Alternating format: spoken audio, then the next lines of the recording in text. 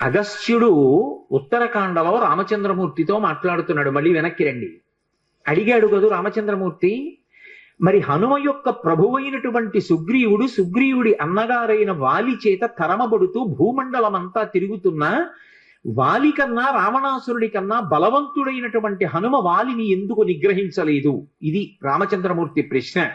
దానికి అగస్త్య మహర్షి జవాబు చెప్పి అన్నారు, శ్రీరామాయణం యొక్క పట్టాభిషేక సర్గ కూడా పొదగబడినటువంటి యుద్ధకాండ కూడా దాటిపోయిన తరువాత ఉత్తరకాండ సాధారణంగా చదివేటటువంటి అలవాటు తక్కువగా ఉంటుంది. ఆ ఉత్తరకాండలో హనుమ యొక్క ఆవిర్భావ ఘట్టాన్ని వర్ణించారు. రామచంద్ర ప్రభువు అగస్త్య మహర్షిని ప్రశ్న వేశాడు, అసలు ఇంత అనితర సాధ్యమైనటువంటి బలపరాక్రమాలు ఎలా కలిగాయి? ఇంత బలపరాక్రమాలు కలిగినటువంటి హనుమకి తన ప్రభు అయినటువంటి సుగ్రీవుడంటే అంత భక్తి ప్రపత్తులు కదా. అటువంటి వాడు తన ప్రభువైనటువంటి సుగ్రీవుడు ఆ సుగ్రీవుని యొక్క అన్నగారైనటువంటి వాలి చేత తరమబడితే భూమి చుట్టూ ప్రదక్షిణం చేశాడు తప్ప, ఆ సుగ్రీవుడితో కలిసి తిరిగాడు తప్ప వాలిని నిగ్రహించడానికి ప్రయత్నించలేదు. యథార్థానికి వాలి కన్నా రావణాసురుడి కన్నా హనుమయే బలవంతుడు అని నాకు అనిపిస్తోంది. 100 యోజనముల సముద్రాన్ని ఒక్కడే అవలీలగా లంఘనం చేశారా? ఆయన ఒక్కరే సీతాన్వేషణం చేశారా? ఎక్కడ అలసట అనేటటువంటి మాటకి తావివ్వలేదా? సీతమ్మ తల్లి యొక్క జాడ కనిపెట్టి శరీర పరిత్యాగం చేద్దామనుకున్నటువంటి తల్లికి మళ్ళీ ప్రాణముల మీద ఆశ కలిగేటట్టుగా మాట్లాడి రామచంద్రమూర్తి ఇచ్చినటువంటి అభిజ్ఞానాన్ని సీతమ్మకు బహూకరించి సీతమ్మ పట్ల పరమ భక్తి ప్రపత్తులతో ప్రవర్తించి ఆమెకు జీవితం మీద ఆశ కల్పించారా? అక్షకుమారుడి వంటి భయంకరమైనటువంటి రాక్షసుణ్ణి సంహరించారా? రావణాసురుడికి తన సందేశాన్ని ఒక్కడే నిర్భయంగా వినిపించాడా? పట్టుకుందామనుకున్నటువంటి రాక్షసుల్ని తెగటార్చి లంకాపట్టణాన్నంతటినీ దహించారా? ఒక్కడే సునాయాసంగా మళ్ళీ 100 యోజనముల సముద్రాన్ని దాటి ఈవలి ఒడ్డుకు వచ్చి వానరులకు సీతమ్మ తల్లి యొక్క క్షేమవార్త నివేదించి మధువన భంజనం చేసి సుగ్రీవుడికి రామచంద్రమూర్తికి సీతమ్మ క్షేమవార్త చెప్పి మళ్ళీ సీతారాములిద్దరూ కలుసుకోవడానికి తగినటువంటి అవకాశాన్ని కల్పించారా? ఇటువంటి బలపరాక్రమాలు ఒక వ్యక్తి యందు ప్రకాశించడం సామాన్యమైనటువంటి విషయం కాదు. ఇంత గొప్ప శక్తి, ఇటువంటి తేజస్సు, ఇటువంటి దుర్నిరీక్ష్యమైనటువంటి పరాక్రమం అసలు స్వామి హనుమ యందు ఎలా ప్రచోదనమయ్యాయి? ఏ కారణం చేత కలిగాయి అని రాముడు సర్వజ్ఞుడైనటువంటి అగస్త్య మహర్షిని ప్రశ్న చేశాడు. దానికి జవాబు చెప్తూ అగస్త్య మహర్షి హనుమ యొక్క ఆవిర్భావ ఘట్టాన్ని వర్ణించారు. వర్ణిస్తూ ఒక మాట చెప్తారు, అప్సర స్త్రీలలో శ్రేష్ఠురాలు పుంజకస్థల. ఆమె ఒకప్పుడు శాపవశాత్తు అంజనాదేవి అనబడేటటువంటి పేరుతో కామరూపిణి అయి, అంటే కావలసిన రూపాన్ని పొందగలిగినటువంటి శక్తితో ఈ భూమండలం మీద ఆవిర్భవించింది. సూర్యుని యొక్క కిరణముల చేత నిరంతరము బంగారు కొండగా ప్రకాశించేటటువంటి మేరు పర్వత ప్రాంతంలో పరిపాలన చేసేటటువంటి వానర నాయకుడైనటువంటి కేసరికి భార్య అయింది. ఆయనకి భార్య అయినటువంటి ఆ అంజనాదేవి యందు ఔరసపుత్రుడిగా వాయుదేవుని యొక్క కుమారుడై స్వామి హనుమ ప్రభవించారు. అందులో ఆమె తపస్సు చేయడం కోసమని అరణ్యానికి వెళ్ళింది. శాలిశూక నిభాభాసం ప్రసూతేమం తదాంజన ఫలాన్యా హర్తుకామావై నిష్క్రాంతా దహనే వనే అన్నారు మహర్షి. శాలిశూక నిభాభాసం, ఒడ్డు గింజ యొక్క చివరి భాగం ఎంత బంగారు కాంతితో మెరుస్తూ ఉంటుందో అంత బంగారు రంగుతో ప్రభవించారు ఆయన. మన దురదృష్టం ఏమిటంటే ఎక్కడెక్కడ స్వామి హనుమని చూపించండి ఆకుపచ్చగానో నీలంగానో రంగేస్తారు. అది ఆయన రంగు కాదు అని 1కి 10 మార్లు చెప్పబడింది. పారిజాత తరుమూలవాసినం భావయామి పవమాననందనం అన్న శ్లోకంలో కూడా కాంచనాద్రికమనీయ విగ్రహం, బంగారు శిఖరం ఎలా ఉంటుందో అటువంటి రంగుతో ఆయన ప్రకాశిస్తూ ఉంటారు అని. యథార్థానికి గోస్వామి తులసీదాస్ హనుమ యొక్క అవతారమే అని చెప్తారు. అటువంటి తులసీదాస్ గారు హనుమతో ప్రత్యక్షంగా అనేక పర్యాయములు మాట్లాడారు.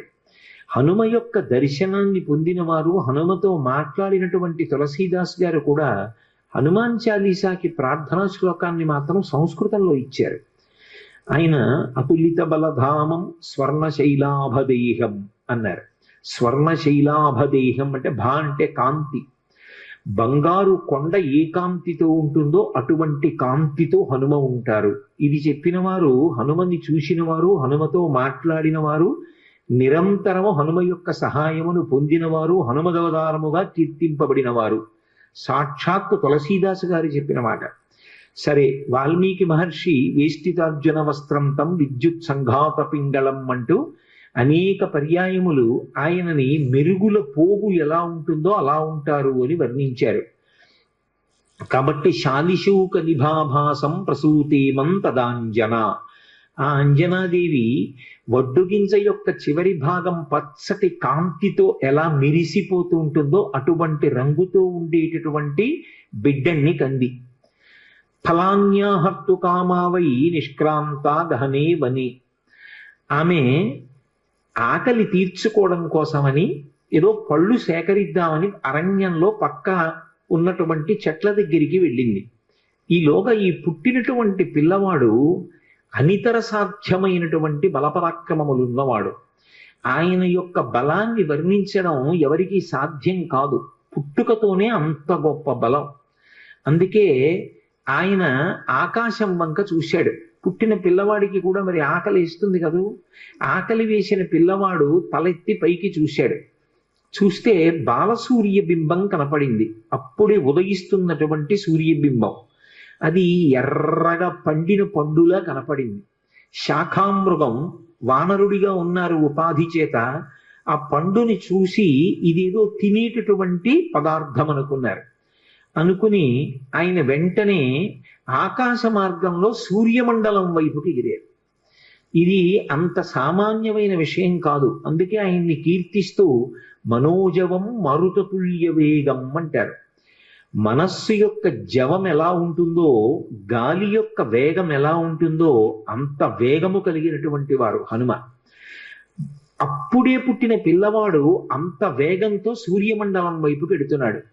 బాలార్కాభిముఖో బాలో బాలార్క ఇవ మూర్తిమాన్ గ్రహీతు కామో బాలార్కం ప్లవతే అంబర మధ్యగా అన్నారు మహర్షి. చిన్న అప్పుడే పుట్టినటువంటి హనుమ, శిశురూపంలో ఉన్నటువంటి హనుమ ఆకాశంలో ఎగిరి సూర్యమండలం వైపుకు వెడుతుంటే బాలార్కాభిముఖో బాలు బాలార్క ఇవ మూర్తిమాన్, బాలసూర్యుడికి ఎదురుగుండా వేరొక బాలసూర్యుడు వెడుతున్నాడా అన్నంత తేజస్సుతో వెళ్ళారు. ఎందుకని అంటే నిన్ననే మీతో నేను మనవి చేశాను. ముఖం నాసికయా తస్యా తామ్రయా తామ్రమాబభౌ అంటారు మహర్షి. ఆయన ముఖమండలం, ఆయన నాసిక, ఆయన యొక్క మూతి అంత ఎర్రగా ఉంటాయి. అరుణారుణ కాంతులతో ఉదయిస్తున్నటువంటి సూర్యబింబం కూడా అంతే ఎర్రగా ఉంది. ఈయన బయలుదేరి సూర్యుడి వైపుకి ప్రయాణం చేస్తున్నారు. సూర్యుడి వైపుకి పిల్లవాడు వెళ్ళిపోతున్నాడు. కన్న తల్లి అంజనాదేవి పక్కనే పళ్ళు సేకరించడానికి వెళ్ళింది. పిల్లవాడికి ప్రమాదం జరుగుతుందేమో, సూర్యుని యొక్క కాంతి తట్టుకోలేక దహింపబడతాడేమోనని వెనక తండ్రి అయినటువంటి వాయువు అనుగమించారు. ఆ అనుగమించడంలో మంచు ఎలా ఉంటుందో అటువంటి చల్లటి వాతావరణాన్ని పిల్లవాడి చుట్టూ సృష్టించారు. ఇప్పుడు ఈ పిల్లవాడు సూర్యమండలం దగ్గరికి వెళ్ళి సూర్య బింబాన్ని పట్టుకున్నాడు. అయినా సూర్యుడు దహించలేదు. నిజానికి సూర్యుడు కాల్చేయాలి. కానీ ఆయన ఒక్కసారి ఆలోచించాడు. దేవతల యొక్క కార్యాన్ని తీర్చడానికి వచ్చినటువంటి మహోత్కృష్టమూర్తి ఈ పిల్లవాడి వలన ఎదర దేవతలకు, భక్తులకు ఎన్నో కార్యాలు జరగవలసి ఉన్నాయి. బాల్యచేష్టితంగా తెలిసి తెలియక ఎగిరి వచ్చి నన్ను పట్టుకున్నాడు. ఈ పిల్లవాణ్ణి నేను నా యొక్క తేజస్సు చేత దహించకూడదని ఉపసంహారం చేసి రక్షించారు. ఈలోగా అది పర్వం, గ్రహణ సమయం. సూర్యబింబాన్ని గ్రసించడం కోసమని రాహువు వచ్చాడు. ఎప్పుడైతే రాహు వచ్చాడో బాల్య చాపల్యం అని ఒకటి ఉంటుంది. పిల్లలు చూడండి, కాసేపు కమలాఫలం పట్టుకుంటారు, ఏదో పక్కన కాశ్మీర ఫలం కనపడింది అనుకోండి, దీన్ని వదిలేసి దాన్ని పట్టుకుంటారు. అలా సూర్యబింబాన్ని పట్టుకున్నటువంటి హనుమ పక్కన వచ్చినటువంటి రాహువుని చూసి వెంటనే సూర్యబింబాన్ని విడిచిపెట్టి ఆ రాహువుని పట్టుకోవడానికి వెళ్ళారు. ఇది చూసి రాహువు భయంతో పరుగు పరుగున ఇంద్రలోకానికి వెళ్ళాడు. ఇంద్రుడు సింహాసనం మీద కూర్చుని ఉన్నాడు. నీవు నాకు అవకాశం ఇచ్చావు, పర్వదినాలలో సూర్యచంద్రుల్ని నేను గ్రహించవచ్చు, కానీ ఇవాళ పర్వన్నాడు నేను సూర్యుణ్ణి గ్రహించడానికి వెళ్ళేసరికి నాకన్నా ముందే వేరొక పిల్లవాడు వానర రూపంలో ఉన్నటువంటి వాడు వచ్చి సూర్యబింబాన్ని గ్రసిస్తున్నాడు, కాబట్టి నువ్వు నీ మాట తప్పావన్నాడు. ఇంద్రుడు ఇది చేసినటువంటి నియమానికి వ్యతిరేకమైనటువంటి వ్యవహారం, కాబట్టి ఈ విషయాన్ని ఏదో నేను పరిష్కరిస్తాను అని వెంటనే ఐరావతాన్ని అధిరోహించాడు. అది 4 దంతములతో మదజలధారలతో ప్రకాశిస్తోంది, తెల్లటి ఏనుగు. అది ఎక్కి ఆయన సూర్యమండలం దగ్గరికి వచ్చాడు. వచ్చేటప్పటికి పిల్లవాడు రాహువు పారిపోవడం చూసి మళ్ళీ వచ్చి సూర్యబింబాన్ని పట్టుకుంటున్నాడు. ఎంతలో రావాలి దేవతలు, ఈలోగా దేవేంద్రుడు వచ్చాడు. ఈ పిల్లవాడు వెనక్కి తిరిగి చూశాడు, తెల్లటి ఏనుగు కనపడింది ఐరావతం. ఇదేదో ఈ పండు బాగుంది, దీన్ని పట్టుకుందామని విడిచిపెట్టేసి ఆ సూర్యబింబాన్ని గబగబా వెళ్ళి ఐరావతాన్ని పట్టుకున్నాడు. ఉపేక్షించకూడదు అని తన వజ్రం తీసి ఆ పిల్లవాడి మీదకి ప్రయోగం చేశారు దేవేంద్రుడు. అది వచ్చి ఆయన ఎడమ దవడకి తగిలింది. తగిలితే ఎడమ దవడ విరిగిపోయి ఒక్కసారి సూర్యమండలం నుంచి కింద పడిపోయారు. కింద పడిపోయి ఓ పర్వత శిఖరం మీద పడి కింద పడిపోయారు అచేతనులై. ఆ ఎడమ దవడ విరిగిపోయింది కాబట్టి ఆయనకి హనుమ అని పేరు వచ్చింది. ఇందులో మీరు ఒక విషయాన్ని గమనించవలసి ఉంటుంది. అసలు సాధారణంగా అలా శరీరంలో ఏదైనా అవయవం విరిగిపోతే ఆ విరిగిపోయిన అవయవం పేరు మీదుగా పేరు పెట్టరు, ఎందుకంటే అది అంత శుభప్రదమైనటువంటి విషయమేం కాదు. కానీ లోకంలో అన్నిటికీ మినహాయింపులు ఉంటాయి. మామూలుగా మనం ఏది చెప్తామో దానికి ఒక విచిత్రమైన రీతిలో ఒక మినహాయింపుని పొంది విశేష శక్తిని ప్రసరించగలిగినటువంటివి కొన్ని ఉంటాయి. ఉదాహరణకి ఒక విగ్రహం భిన్నమైందనుకోండి, ఆ భిన్నమైనటువంటి విగ్రహాన్ని ఇంకా పూజించరు, ఆ విగ్రహాన్ని తీసేసి నీటిలో కలిపేస్తారు. మరి విశాఖపట్నంలో కనక మహాలక్ష్మి అమ్మవారు ఒక చెయ్యి తెగిపోయి ఉంటుంది అమ్మవారికి. మరి ఆవిడ ఎంత అనుగ్రహమూర్తి!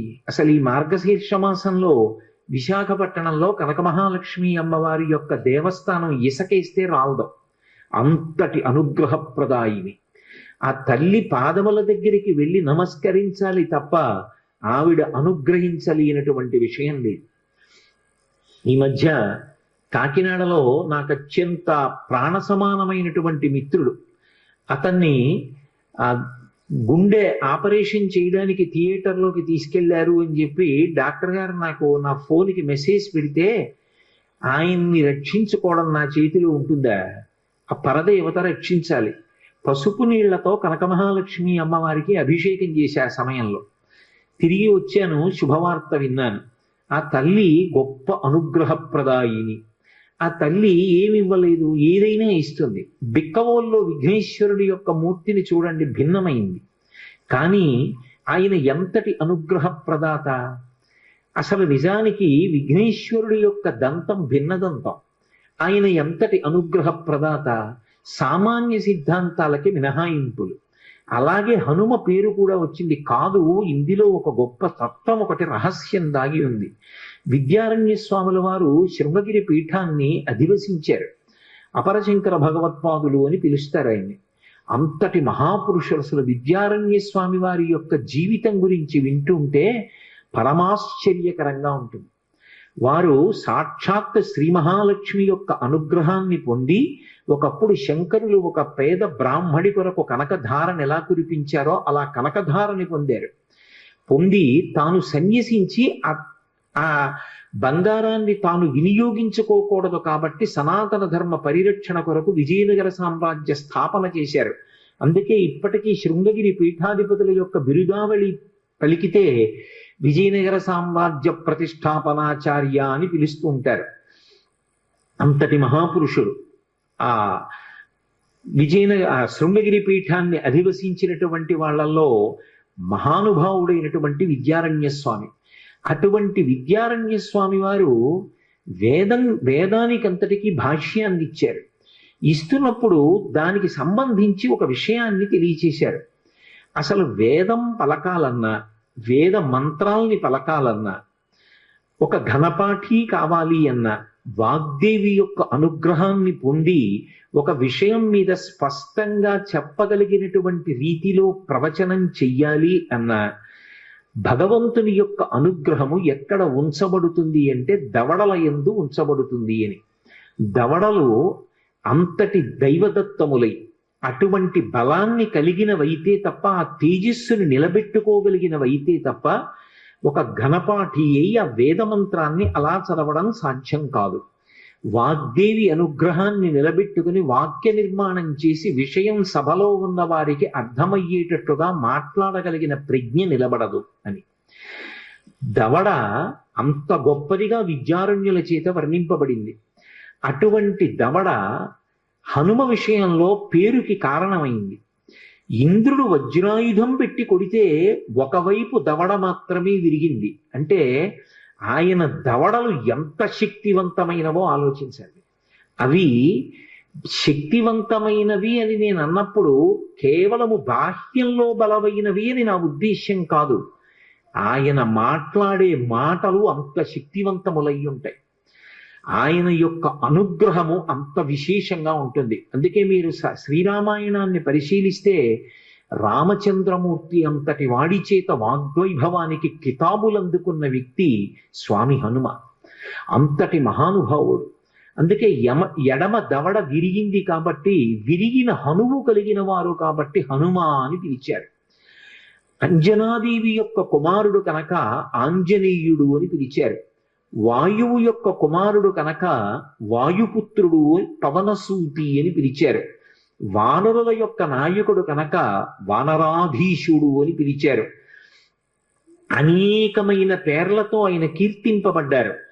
అటువంటి హనుమ యొక్క ఎడమ దవడ విరిగిపోగానే వాయువు 2 చేతులతో పిల్లవాడిని పట్టుకుని పర్వత గుహలోకి వెళ్ళిపోయి పసిపిల్లవాడు, ఏమీ తెలియనివాడు, యుక్తాయుక్త విచక్షణ లేనివాడు, పరిపక్వత లేనివాడు, అటువంటి పిల్లవాడు తెలిసో తెలియకో సూర్యమండలం వైపుకి వెళ్ళినంత మాత్రం చేత భవిష్యత్తులో అందరికీ పనికొచ్చేవాడు అని సూర్య భగవానుడు ఉపేక్షించిన ఇంద్రుడు మాత్రం ముందు వెనకలు ఆలోచించకుండా వజ్రాయుధం పెట్టి నా కుమారుణ్ణి కొట్టాడు.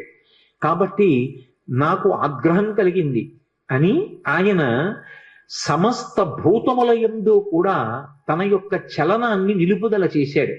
అంటే సమస్త ప్రాణుల యందు కూడా వాయువు లోపల తిరుగుతూ ఉంటుంది. ఏదో ఊపిరి తీసి విడిచిపెట్టడమే కాదు, ఒక్కసారి ఊపిరి తీస్తే అది 10 వాయువులుగా విడిపోతుంది. ప్రాణ అపాన వ్యాన ఉదాన సమాన నాగ కూర్మ కృకర ధనంజయ దేవదత్తములు అని ఈ 10 పేర్లతో విడిపోయినటువంటి వాయువులో ఒక వాయువు ఈ శరీరం అంతా కూడా కదలడానికి, వంగడానికి, సంధిబంధములు నిలబడడానికి కారణమవుతుంది. దాని చేతనే శరీరం వంగుతుంది అని వేదాంత శాస్త్రం. కాబట్టి ఇప్పుడు ఆయన లోపల తిరగడం మానేశాడు, బయట తిరగడం మానేశాడు. ఇప్పుడు ఏమైంది? కాష్టభూతాన్ని జిగ్నిరే అన్నారు మహర్షి. కాష్టము అంటే కొయ్య. ప్రాణం పోయిన వ్యక్తి చూడండి, అప్పుడే చచ్చిపోయిన వ్యక్తి చెయ్యిలే అన్నారనుకోండి కదులుతుంది. కాసేపు అయిపోయింది అనుకోండి, కొంతసేపు అయిపోయిన తర్వాత కాష్టభూతం అయిపోతాడు. అంటే కొయ్య ఎలా అయిపోతుందో అలా అయిపోతాడు. ఓ కర్రని ఇట్నుంచి పట్టుకుని పైకెత్తితే మొత్తం కర్ర లేచినట్టు, శరీరం కాలు పట్టుకు పైకెత్తితే మొత్తం శరీరం పైకి లేచిపోతుంది. కారణం వాయు ప్రసరణం ఆగిపోతుంది అని శాస్త్రం. కాబట్టి కాష్టభూతాన్ని జిగ్నిరే, ఎవరు ఎలా ఉన్నారో అలాగే బిగిసిపోయారు. ఇప్పుడు దానివల్ల ఏమైంది అన్నారు, ధర్మచక్రం నిలబడిపోయింది. ఇది ఈ దేశం యొక్క గొప్పతనం. ఏదైనా ఆగచ్చు, ధర్మచక్రం ఆగకూడదు. ఆ ధర్మచక్రం తిరుగుతూనే ఉండాలి. ధర్మచక్రం తిరగడానికి ప్రతివాడు తన ధర్మాన్ని తాను పాటించాలి. ఎందువల్ల ఆగిపోయింది అన్నారు. స్వాహాకారము, వషట్కారము, స్వాధ్యాయము ఆగిపోయి. స్వాధ్యాయము అంటే వేదం చదువుకోవడం. వేదం గురువు గారు చెప్పాలన్నా, శిష్యుడు పలకాలన్నా దవడలు కదలాలి. దవడలు కదలకుండా ఆగిపోయాయి సమస్త ప్రాణులకు. ఎందువల్ల? హనుమ యొక్క దవడ విరిగింది, అందరి దవడలు ఆగిపోయాయి. ఆగిపోతే స్వాధ్యాయం ఆగిపోయింది. అసలు వేదం చెప్పేవాడు చెప్పడానికి అవకాశం లేదు, వేదం నేర్చుకునేవాడు పలకడానికి అవకాశం లేదు. వషట్కారం ఆగిపోయింది. వషట్కారం అంటే దేవతలకు హవిస్సు ఇస్తారు, వేదమంత్రాలు చెప్తూ హవిస్సుని అగ్నిహోత్రంలో ఇస్తారు. అలా ఇవ్వాలి అంటే మంత్రం చెప్పాలి. మంత్రం చెప్పాలంటే దవడలు కదలాలి. స్వాహ అన్న దగ్గరికి వచ్చేటప్పటికి ఆ హవిస్సు సృక్కు స్రవంతో ఇవ్వాలి అంటే చేతులు కదలాలి. ఇప్పుడు అలా కదలకపోతే హవిస్సు అగ్నిహోత్రంలో పడదు, పడకపోతే దేవతలకు అన్నం దొరకదు. కాబట్టి ఇప్పుడు ధర్మచక్రం అంతా నిలబడిపోయింది. సంధ్యావందనం ఎలా చేస్తారు? సూర్యాస్తమయం అవుతోంది. మీరు సంధ్యావందనం చెయ్యాలంటే ఉద్ధరణి పట్టుకుని ఇలా చేతిలో వేసుకుని ఓం కేశవాయ స్వాహ అని పుచ్చుకోవాలా? ఎలా పుచ్చుకోవడం? చేతులు కదలకపోతే. ఎవరి ధర్మం వాళ్ళు పాటించడానికి అవకాశం లేదు, ఆగిపోయింది ధర్మచక్రం. ఒక్క వానర శిశువుకి కలిగినటువంటి ఆపదకి సమస్తమైనటువంటి దేవతలు ప్రాణులు తల్లడిల్లిపోయారు. అందరూ కలిసి దేవతలు పరుగు పరుగున సృష్టికర్త అయిన చతుర్ముఖ బ్రహ్మగారి దగ్గరికి వెళ్ళారు. దిక్పాలులలో ఒకడైనటువంటి వాయువు యొక్క ఆగ్రహం చేత ఇవాళ ప్రాణులలో వాయు సంచారం లేదు. వాయు సంచారం లేని కారణం చేత అనేక ఉపద్రవములు సంభవించాయి. నిజంగా ఋషి ప్రోక్తమైనటువంటి విషయాలు చదువుతుంటే ఎంత గొప్పగా వర్ణిస్తారా అనిపిస్తుంది. వాళ్ళు ఒక మాట అన్నారు, ఏమిటి వాయువు యొక్క శక్తి అంటే, నమస్తే వాయు త్వమేవ ప్రత్యక్షం బ్రహ్మాసి అని మనం ఆయన్ని స్తోత్రం చేస్తూ ఉంటాం. వాయువు యొక్క గొప్పతనం ఏముంది అంటే, దేవతలు అన్నారు వాయు ప్రాణ సుఖం వాయు, వాయు సర్వమిదం జగత్, వాయునాసం పరిత్యక్తం న సుఖం విందతే జగత్ అన్నారు. వాయు ప్రాణ, వాయువే ప్రాణము. కడుపు నిండా తిన్నాడా, మంచినీళ్లు తాగాడా, ఇది కాదు. ఊపిరి తీయాలి, ఊపిరి వదలాలి. తీసిన ఊపిరి వదలకపోయినా, వదిలిన తరువాత తీయకపోయినా మరణించినట్టే. యావత్ పవనో నివసతి దేహే తావత్ పృచ్చతి కుశలంగేహే, గతవతి వాయో దేహాపాయే భార్యా బిభ్యతి తస్మిన్ కాయే అంటారు శంకర భగవత్పాదులు. ఊపిరి తీయలేదో అప్పటి వరకు బాగున్నారా బాగున్నారా బాగున్నారా అని అడిగిన వాళ్ళు ఇక బాగున్నారా అని అడగరు. ఆ శివం వెళ్ళిపోయింది. వాయువే ప్రాణము. వాయు ప్రాణ సుఖం వాయు, నాకు సుఖంగా ఉందండి అంటాడు. ఏమిటి సుఖం? వాయువే సుఖం, బాహ్యమునందు ఆంతరమునందు కూడా. ఇప్పుడు ఎంత మెత్తటి కుర్చీ వేయండి, లేకపోతే ఎంత వేదిక మీద కూర్చోపెట్టండి, అసలు నాకు గాలి తగలటం లేదనుకోండి, నాకు మాట్లాడడానికి ఎంత ఇబ్బందిగా ఉంటుంది. కొద్దిగా గాలి తగులుతోంది అనుకోండి, నాకు అమ్మయ్య అని సేద తీరి మాట్లాడగలుగుతాను. అసలు సుఖం అంటే వాయువే. కాదు కాదు, ఎంత ఐశ్వర్యం ఉండనివ్వండి, కాదు కాదంటే అది తప్పని కాదు నా ఉద్దేశం. అన్నిటికీ అర్థం పర్థం లేకుండాను అక్షరాల మధ్యలో చదవకూడదు. ఏదో ఇన్ బిట్వీన్ ది లైన్స్ అంటారే ఇంగ్లీష్లో, అలా వినకూడదు. కాదు కాదు అంటే అది మాత్రమే కాదు అని దాని అర్థం. ఆ వాయువు యొక్క గొప్పతనం ఎక్కడున్నది అంటే, ఇంట్లో ఎంత ఐశ్వర్యం ఉండనివ్వండి, పచనం చేసినటువంటి పదార్థం ఇంట్లో ఎంత ఉండనివ్వండి, ఎంత మంచి ప్రాంగణంలో మీరు ఉండనివ్వండి, ఊపిరి అందట్లేదు అనుకోండి, ఎగ ఊపిరి వచ్చింది లేకపోతే దిగ ఊపిరి వచ్చింది, ఇక వాడికి సంతోషం సుఖం అన్న మాట ఏమైనా ఉంటుందా? కాసేపు కార్యక్రమం అయిపోయిన తర్వాత వెడదామని అంటాడా? ఇహ అనడు. అసలు సుఖము అంటే వాయువే. ఆ ఊపిరి సరిగ్గా అందకపోతే మనిషికి సుఖం ఉండదు, మనిషికి ఏ ప్రాణికి ఉండదు. కాబట్టి వాయు ప్రాణ సుఖం వాయు, వాయు సర్వమిదం జగత్. అసలు వాయువే ఈ జగత్.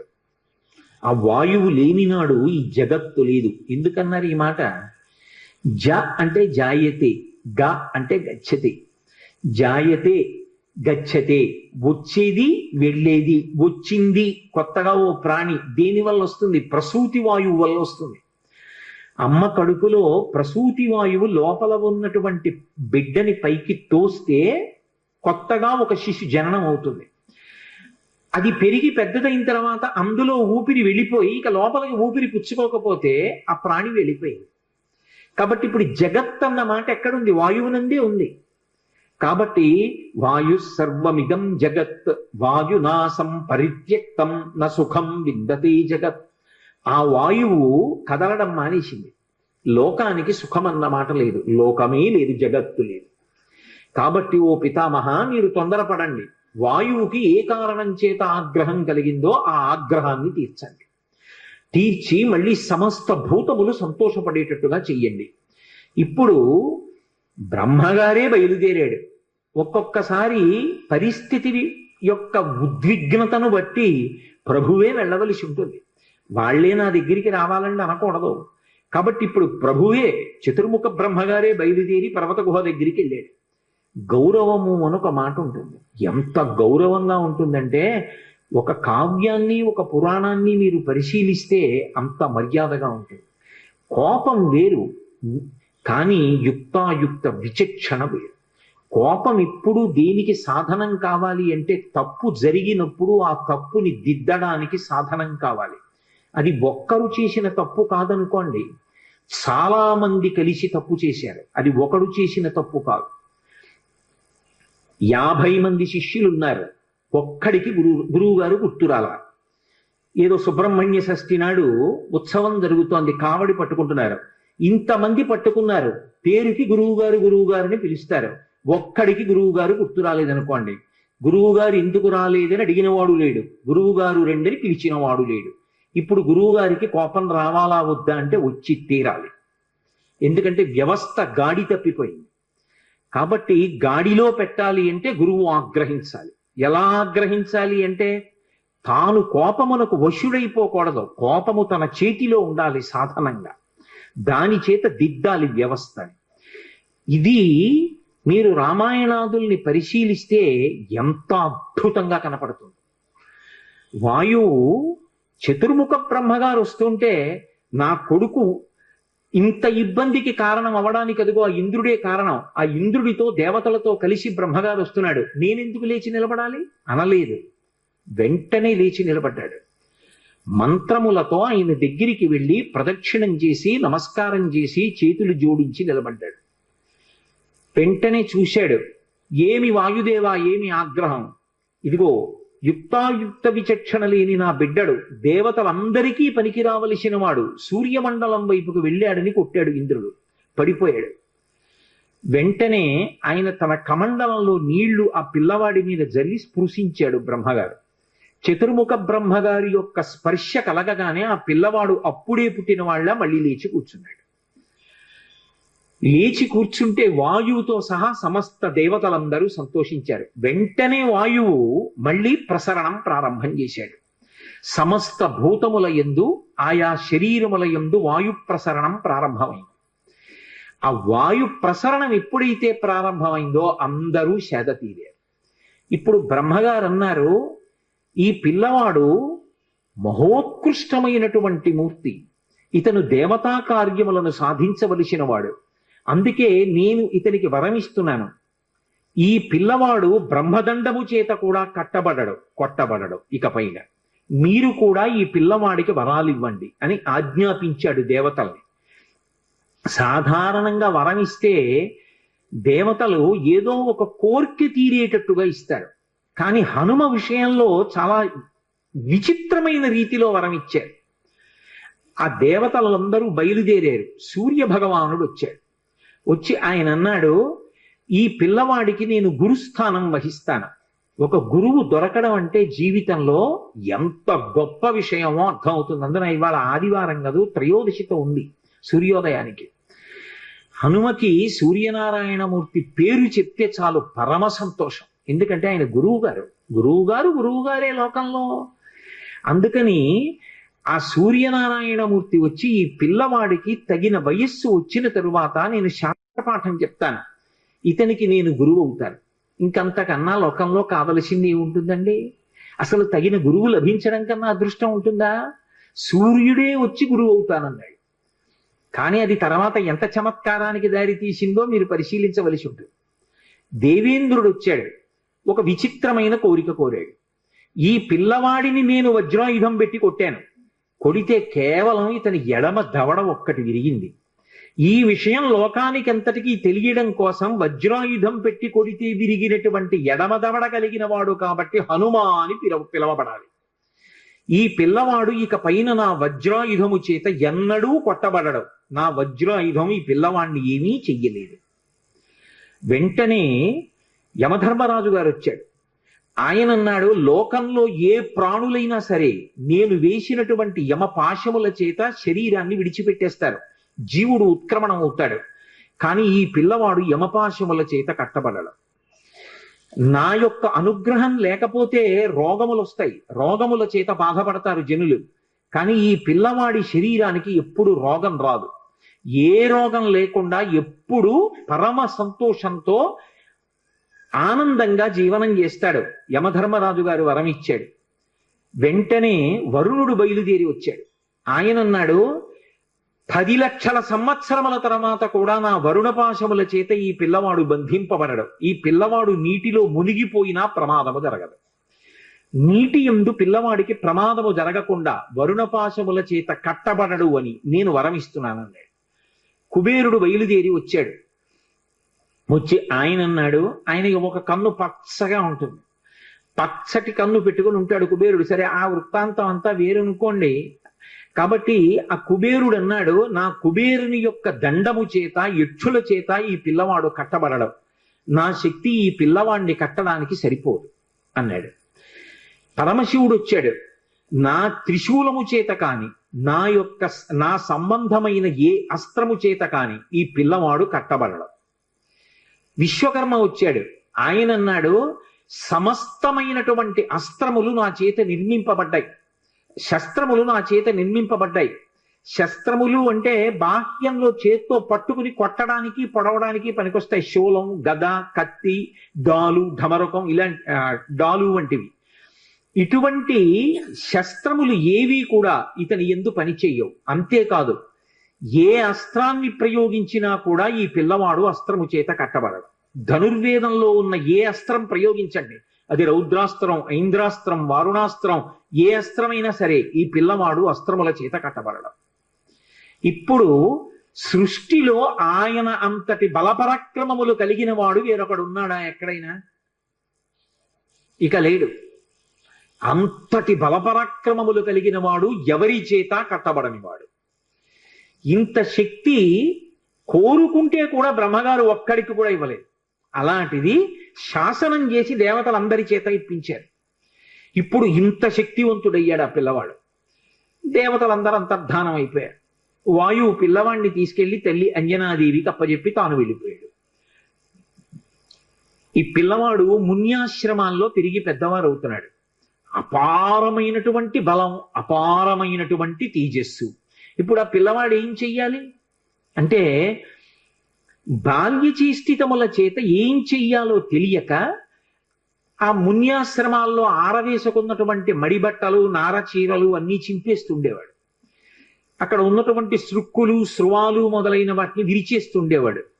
అక్కడ పెట్టినటువంటి మంగళ ద్రవ్యాలు, పేలాల పాత్రలు, ధాన్యం, ఆవు పాలు, పెరుగు, నెయ్యి, లాజలు, పేలాలు ఇలాంటివి కనపడితే ఆ పాత్రలన్నీ ఛిద్రం చేసేవాడు. యజ్ఞకుండాల్ని తిరగతోసేసేవాడు. ఇవన్నీ చూసి అంగిరసుని యొక్క వంశంలో వచ్చినటువంటి వాళ్ళు, భృగు వంశంలో వచ్చినటువంటి వాళ్ళు, కొంతమంది మునులు ఆ పిల్లవాణ్ణి చూసి శీపురీనం రఘుశ్రేష్ఠ నాతి క్రుద్ధాతి మన్యవహ అన్నారు. ఎక్కువ కోపం పెట్టుకుని కాదు మనసులో వాళ్ళు శాపం ఇచ్చింది, వాళ్ళు ఏదో కోపంతో ఇవ్వలేదు. ఈ పిల్లవాడిని తల్లరి చేస్తున్నాడు. చేస్తుంటే ఎప్పుడైనా ఎవరికైనా కోపం వచ్చి చటుక్కున ఏదైనా ఇబ్బంది కలిగితే అలా కలగకూడదంటే ఈ పిల్లవాడికి తన బలం తనకి తెలియకుండా ఉండాలి.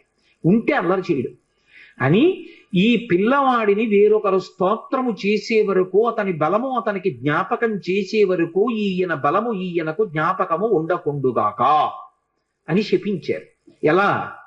శేపురీనం రఘుశ్రేష్ఠ నాతి క్రుద్ధాతి మన్యవః యథాతే స్మర్యతే కీర్తి తథాతే వర్ధతే బలం మళ్ళీ ఎప్పుడు ఈయన్ని స్తోత్రం చేస్తారో, ఈయనకి ఇచ్చినటువంటి శాపాన్ని చెప్తారో, ఎప్పుడు ఈయన బలాన్ని ఈయనకి జ్ఞాపకం చేస్తారో అప్పుడు ఆయన బలం ఆయనకి వచ్చేస్తుంది. అగస్త్యుడు ఉత్తరకాండలో రామచంద్రమూర్తితో మాట్లాడుతున్నాడు. మళ్ళీ వెనక్కి రండి. అడిగాడు కదూ రామచంద్రమూర్తి, మరి హనుమ యొక్క ప్రభువైనటువంటి సుగ్రీవుడి అన్నగారైన వాలి చేత తరమబడుతూ భూమండలమంతా తిరుగుతున్నా వాలి కన్నా రావణాసురుడి కన్నా బలవంతుడైనటువంటి హనుమ వాలిని ఎందుకు నిగ్రహించలేదు? ఇది రామచంద్రమూర్తి ప్రశ్న. దానికి అగస్త్య మహర్షి జవాబు చెప్పి అన్నారు, తెలియదు హనుమకి తన బలం తనకి తెలియదు కాబట్టి నేను వాలిని నిగ్రహించగలను అని తెలియక సుగ్రీవుడు పారిపోతుంటే ఆయన వెంట తాను కూడా పారిపోయాడు తప్ప తాను రక్షించే ప్రయత్నం చెయ్యలేదు.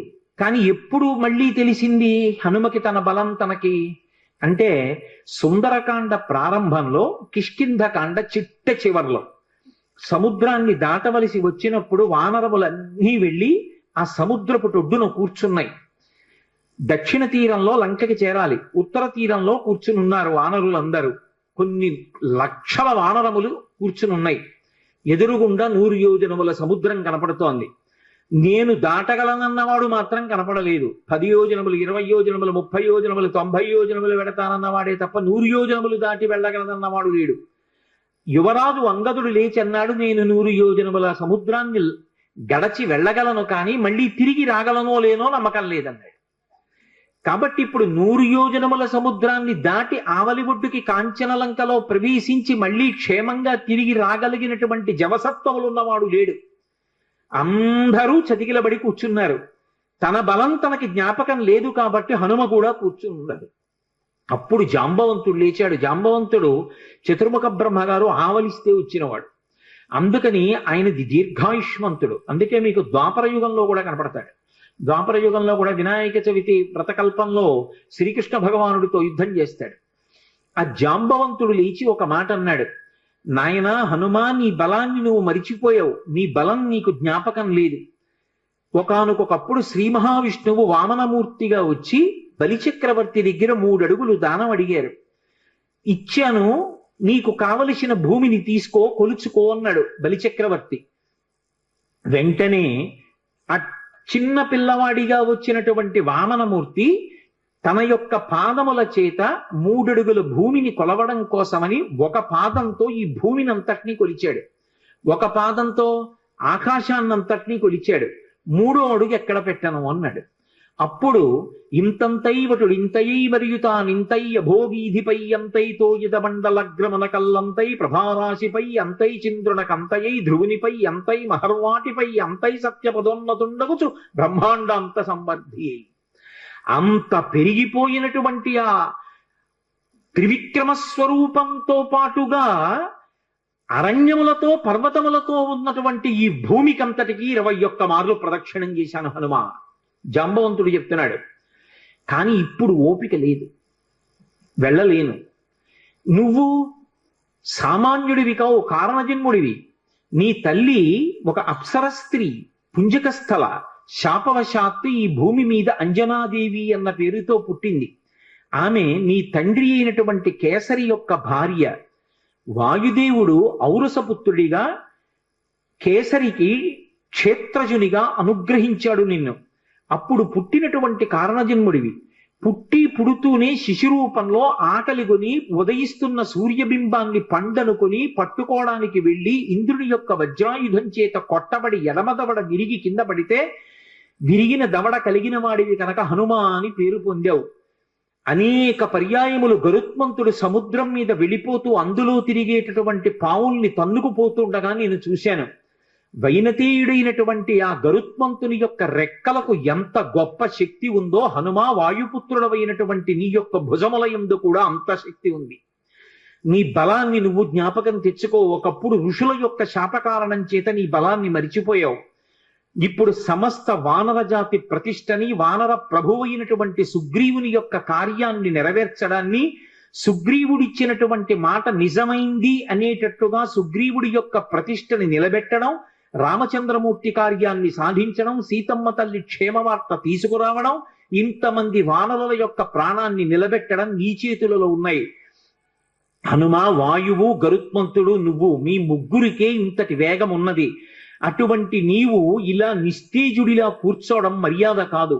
నీ బలాన్ని, నీ శక్తిని నువ్వు జ్ఞాపకానికి తెచ్చుకొని ఒక్కసారి లంఘించు అని ఆయన్ని పిలుస్తూ ఒక మాట అంటారు. హనుమాన్ హరిరాజస్య సుగ్రీవస్య సమోహ్యపి రామలక్ష్మణయోశ్చాపి తేజసాచ బలీనచ. ఇది జాంబవంతుడు చెప్పినటువంటి పరమ సత్యమైనటువంటి మాట. ఆయన అన్నాడు, ఓ హనుమ, హనుమన్ హరిరాజస్య, వానరములకన్నిటికీ రాజైనటువంటి ఓ హనుమ, సుగ్రీవస్య సమోహ్యపి, నువ్వు నీ వినయము చేత సుగ్రీవుడి దగ్గర ఒక మంత్రిగా సేవిస్తున్నావు, కానీ నువ్వు సుగ్రీవుడి కన్నా తక్కువ వాడవు కాదు. సుగ్రీవుడితో సమానమైనటువంటి బలపరాక్రమములున్నవాడివి.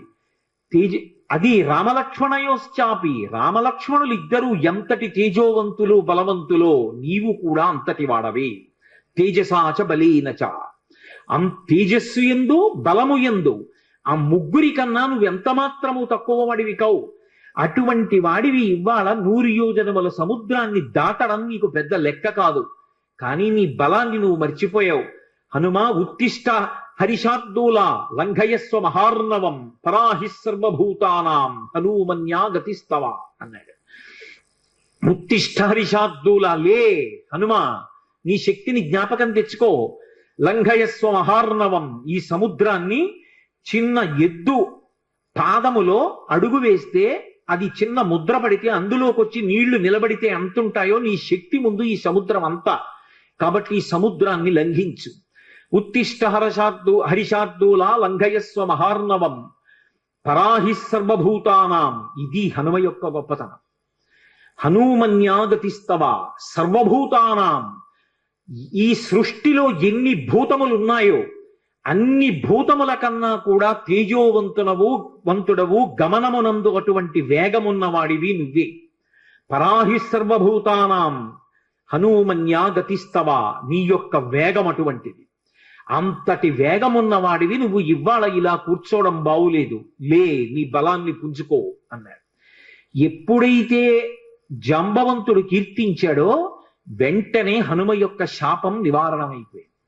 ఇప్పటికీ తెలియక ఓ మాట అంటుంటారు, మనం ఆయన బలం ఆయనకి జ్ఞాపకం చేయాలండి. మనం జ్ఞాపకం చేయక్కర్లేదు, ఎప్పుడో ఆయన శాపం తీరిపోయి తన బలం తాను జ్ఞాపకానికి తెచ్చుకున్నారు కాబట్టే వెంటనే ప్రతిజ్ఞ చేశారు. లేచి నిలబడి, ఇక్కడి నుంచి నేను కాని సముద్ర లంఘనాన్ని ప్రారంభం చేస్తే నేను నా పాదములతో భూమిని దట్టించినప్పుడు ఈ భూమి ఊంచుకోలేదు. అందుకే మహేంద్రగిరి మీద నిలబడి అక్కడి నుంచి బయలుదేరి వెడతాను. నాకిప్పుడు ఎంత సంతోషంగా ఉందంటే, అపారమైనటువంటి వేగము కలిగినటువంటి బంగారు రెక్కలు అల్లారుస్తూ ప్రయాణించేటటువంటి గరుత్మంతుడు సముద్రం మీద తీవ్రమైన వేగంతో వెడుతూ పావుల్ని తన్నుకుపోతుంటే ఏకకాలంలో ఆ గరుత్మంతుడి చుట్టూ కొన్ని 100 పర్యాయములు ప్రదక్షిణం ఆచరించగలను. సముద్రానికి ఉత్తర తీరంలో నిలబడి వంగి ఉత్తర తీరాన్ని నా చేతితో స్పృశించగలను. గోష్పరీకృత వారాసిం మచకీకృత రక్షసం రామాయణ మహామాలా రత్నం వందే అనిలాత్మజం. ఎద్దు పాదంలో నీరు నిలబడితే దాటడం ఎంత అవలీలగా దాటగలరో అంత అవలీలగా దాటగలను. ఈ పర్వతములతో, నదులతో, సముద్రంతో శోభిస్తున్నటువంటి ఈ భూమండలాన్నంతటినీ తిరగవేసి సముద్రంలో కలిపేయగలను. పర్వతాలనన్నిటినీ కూడా నా తొడల వేగంతో చూర్ణం చెయ్యగలను. ఆకాశాన్ని ఒరుసుకుంటున్నాడా అన్నట్టుగా ఆకాశ మార్గంలో ఈ సముద్రాన్ని దాటి ఆవలి ఒడ్డుకు చేరగలను. ఇప్పుడే బయలుదేరుతానని మహానుభావుడు బయలుదేరారు. అలా జాంబవంతుడు చేసినటువంటి ప్రార్థన చేత, ఆయన చేసినటువంటి స్తోత్రం చేత హనుమ యొక్క శాపము ఎన్నడో నివారణమైపోయింది. అటువంటి హనుమ సూర్యనారాయణమూర్తి ఇచ్చినటువంటి అనుగ్రహం మేరకు సూర్య భగవానుడికి శిష్యుడయ్యాడు. లోకంలో ఎందరో శిష్యులు ఉంటారు. గురువుగారి దగ్గర పాఠం నేర్చుకున్న వాళ్ళు, శాస్త్రం చదువుకున్న వాళ్ళు. కానీ అందరు శిష్యులు ఒకెత్తు, హనుమ ఒక్కరూ ఒకెత్తు. హనుమ వంటి శిష్యుడు లోకంలో ఉండరు. ఎందుచేత అంటే లోకంలో ఎక్కడైనా గురువు పాఠం చెప్పాలి అంటే తాను స్థిరంగా కూర్చుని శిష్యుల్ని కూర్చోబెట్టుకుని పాఠం చెప్తారు. అథవా గురువుగారు అటు ఇటు నడుస్తూ పాఠం చెప్పడం విన్నాం. గురువు గారు మధ్యలో తెర కట్టుకుని శిష్యులకి పాఠం చెప్పడం విన్నాం పతంజలి చరిత్రలో. కానీ సూర్యుడు హనుమకి పాఠం చెప్పడానికి ఆగకూడదు, ఎందుకంటే కాలగమనం ఆగిపోతుంది కాబట్టి ఆయన ఉదయాద్రి మీద బయలుదేరి అస్తాద్రికి వెళ్ళిపోయే పర్యంతము ఆయనతో పాటుగా ప్రయాణిస్తూ పాఠం వినాలి. ఆయన పోని ప్రయాణించేటప్పుడు చంద్రుళ్ళ సుధాకిరణుడై ఏం చల్లగా ఉండడు, నిమిషానికి ఆయన తేజస్సుని పుంజేసుకుంటాడు. మధ్యాహ్న కాలం అయ్యేటప్పటికి మార్తాండ బింబంగా ఉంటాడు, దుర్నిరీక్షమైనటువంటి ప్రకాశంతో ఉంటాడు. అటువంటి సూర్యనారాయణమూర్తి దగ్గర కూర్చుని పాఠం వినడం ఎలా సాధ్యం? పోని గురువు గారు పాఠం చెప్తుంటే ఆయన నేర్చుకున్నది వ్యాకరణం, పైగా వ్యాకరణం నేర్చుకోవాలి అంటే కేవలం విని నేర్చుకోవడం కుదరదు, పుస్తకం చేతితో పట్టుకుని గురువు గారికి పక్కన నిలబడి ఇలా చెవి పెట్టి గురువు గారితో సమానంగా కూర్చోవడం కానీ గురువు గారితో సమానంగా నిలబడడం కానీ చేసి పాఠం నేర్చుకోకూడదు. గురువు గారికి పోని గురువు గారు వస్తుంటే కొంచెం ముందుకు వెడుతూ ఇలా చెవి పెట్టి విందామంటే గురువు గారికి పృష్ఠభాగం చూపించకూడదు, గురువు గారికి ముందుకు నిలబడి పాఠం వినాలి. గురువు గారికి ఎదురుగుండా నిలబడదామంటే నిరాధారమైన ఆకాశ మార్గంలో సూర్యనారాయణమూర్తి యొక్క రథం వెళ్ళిపోతుంటుంది. దుర్నిరీక్షమైన తేజస్సు క్షణానికి పుంజేసుకుని మీదకొస్తాడు. అంత వేగంతో సూర్యుడు వస్తే అంత వేగంతో వెనక్కి నడవాలి. వెనక్కి నడుస్తూ చేతిలో శాస్త్రం పట్టుకుని శాస్త్రం వంక చూస్తూ గురువుగారి ముఖం వంక చూస్తూ గురువుగారు చెప్పిన మాటలు వింటూ శ్రద్ధతో చదువుకుంటూ నేర్చుకుంటూ వెనక్కి నడవాలి. నడిచి గురువుగారు అస్తాద్రికి చేరుకునేటప్పటికీ శిష్యుడు అస్త్రాద్రికి చేరుకుని ఆ రోజు పాఠం పూర్తి చేయాలి. ఎవరైనా వెళ్ళగలరా? సూర్యుడి దగ్గర పాఠం నేర్చుకోగలరా? మహానుభావుడైనటువంటి స్వామి హనుమ నేర్చుకున్నాడు. అందుకే సూర్యనారాయణమూర్తికి తన శిష్యుడైనటువంటి హనుమ పేరు చెప్తే ఎంత సంతోషం, ఇటువంటి శిష్యుడు ఎక్కడ దొరుకుతాడని. శిష్యుడి పేరు చెప్తే గురువు పులకించిపోవాలి. దేని చేత అంటే శిష్యుడి యొక్క నడవడి చేత. శిష్యుడి నడవడి చూసి గురువు ఛీ అనే రోజు తెచ్చుకోకూడదు, అంతకన్నా అసహ్యకరమైన విషయం లోకంలో ఎక్కడుంటుంది. కాబట్టి ఆ హనుమ యొక్క వినయం, ఆ హనుమ యొక్క నడవడి చూసి గురువు అయినటువంటి సూర్యనారాయణమూర్తి పరవశించిపోయేవాడు. విచిత్రం ఏమిటంటే హనుమకి గురువు సూర్యనారాయణమూర్తి, ఆ సూర్య వంశంలో ప్రభవించినటువంటి వాడు రామచంద్రమూర్తి. రామచంద్రమూర్తికి గురువు వశిష్ఠుడు. రామచంద్రమూర్తికి గురువు వశిష్ఠుడైతే రామచంద్రమూర్తి స్వామి హనుమకి సమస్తం. యథార్థానికి స్వామి హనుమకి తల్లి రాముడే, తండ్రి రాముడే, గురువు రాముడే, దైవం రాముడే, అన్నీ రాముడే. అసలు శాస్త్రంలో ఒక సీతారామాంజనేయ సంవాదం అని ఒక విషయం చెప్తారు. రామతారక మంత్రోపదేశం హనుమకి ఎవరు చేశారు అంటే సీతమ్మ చేసింది అంటారు. హనుమకి వేదాంత జ్ఞానం నేర్పిన వారెవరు అంటే రామచంద్రమూర్తి, రాముడు గురువు హనుమకి. సూర్యుడి దగ్గర వ్యాకరణ పాఠం అంతా నేర్చుకున్నాడు, కానీ ఆ వినయానికి సూర్యుడు పొంగిపోతాడు. నాకు ఇప్పటికీ తిరుపతి వెళితే ఆ పద్మావతి అమ్మవారి దేవస్థానానికి వెళ్ళి జగదంబని సేవించి వచ్చిన తర్వాత పద్మ సరోవరం ఎదురుగుండా సూర్యనారాయణమూర్తి ఉంటారు, రెండు చేతుల్లో ఇలా కమలాలు పట్టుకుని. ఆయన దగ్గరికి వెళ్ళి ప్రదక్షిణం చేసి కూర్చోగానే నాకు మొట్టమొదట జ్ఞాపకం వచ్చేవారు ఎవరంటే హనుమ. ఎందుకంటే ఈ గురువు గారు ఎంత మురిసిపోతూ ఉంటారో ఆయన్ని శిష్యుడిని తలుచుకుని. అది కదా శిష్యుడంటే. శిష్యుడి పేరు చెప్పేటప్పటికీ గురువు పరవశించిపోవాలి. గురువు సదా నా శిష్యుడు రక్షింపబడుగాక అని మనసులో అంత సంతోషంతో ప్రార్థన చేసేటట్టుగా శిష్యుడి యొక్క నడవడి ఉండాలి. అందుకే ఆ సూర్యనారాయణమూర్తి దగ్గర వ్యాకరణం నేర్చుకున్నారు, వేదాంతాన్ని రామచంద్రమూర్తి దగ్గర నేర్చుకున్నారు హనుమ. రామచంద్రమూర్తికి వేదాంత జ్ఞానము పట్ల విశేషమైనటువంటి అనురక్తి, ధర్మానుష్ఠానమునందు కూడా అంతే అనురక్తి. మనకి పూర్వమీమాంస ఉత్తరమీమాంస అని రెండు ఉంటాయి. పూర్వమీమాంస ధర్మాన్ని ప్రతిపాదన చేస్తుంది, అందుకే దానికి ధర్మమునందు అనురక్తి కల్పించేటటువంటి శాస్త్రము అని ధర్మ జిజ్ఞాస అని పిలుస్తారు. ఉత్తరమీమాంస పరావిద్యని చెప్తుంది, అపరావిద్యని మిగిలినవి చెప్తాయి. పరావిద్య అంటే మోక్షమునకు కారణమైనటువంటి వేదాంత శాస్త్రం. అది కేవలము కూడా బ్రహ్మ జిజ్ఞాస అంటారు. బ్రహ్మ జిజ్ఞాస అంటే కేవలము జ్ఞానమునందు అనురక్తి. ఆ జ్ఞానము ఎవరికి కలుగుతుందో వాడే మోక్షమునకు అర్హుడవుతాడు.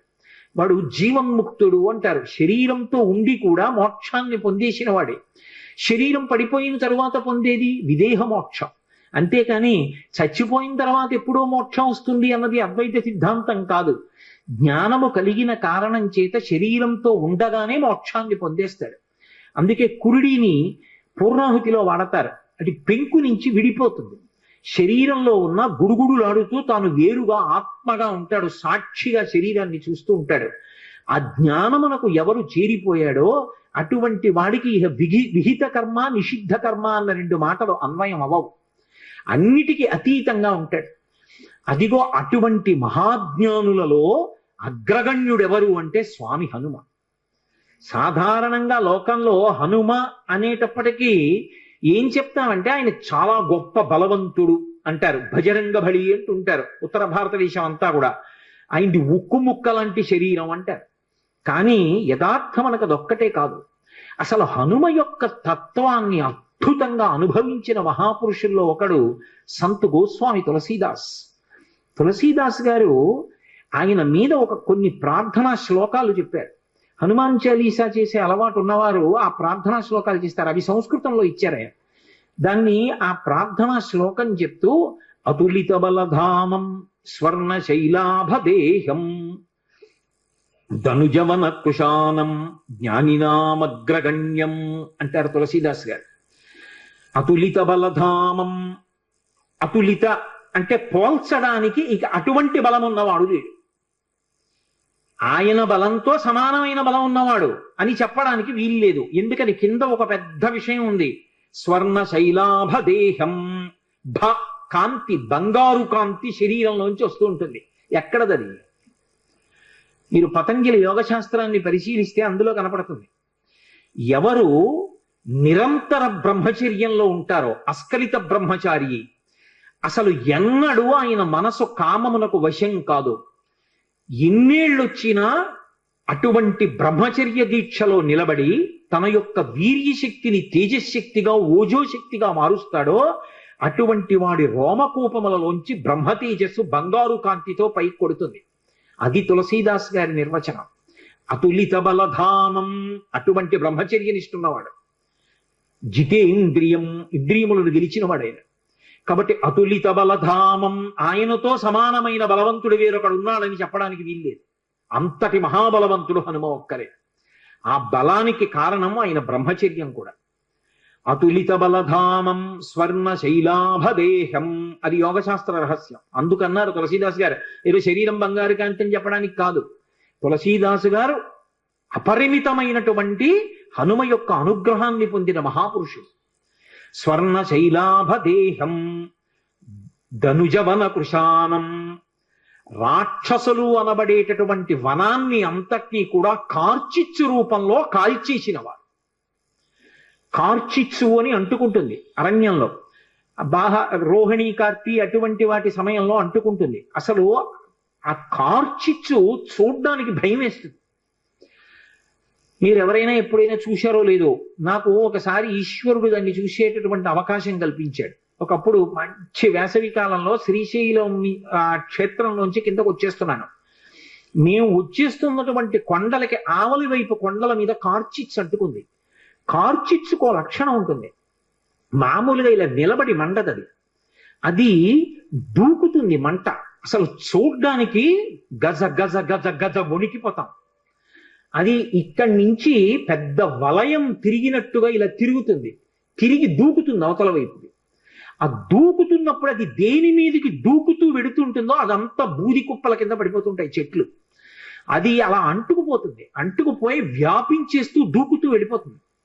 అలా ఒక గంట ఉందంటే అరణ్యం అంతా కాలిపోతుంది. అందులోంచి ప్రాణులు కూడా తప్పుకోలేవు. ఎంత వేగంగా వెళ్లే ప్రాణులు కూడా కాలిపోతాయి, పక్షులు కూడా పడిపోతాయి ఆ వేడికి. అలా వెడుతుంది. అబ్బా, ఏమి ఉపమానం అండి తులసీదాస్ గారిది! ఏం అనుభవించారు హనుమ యొక్క శక్తిని! ఎవరు వెయ్యగలరు ఇంకటువంటి ఉపమానం?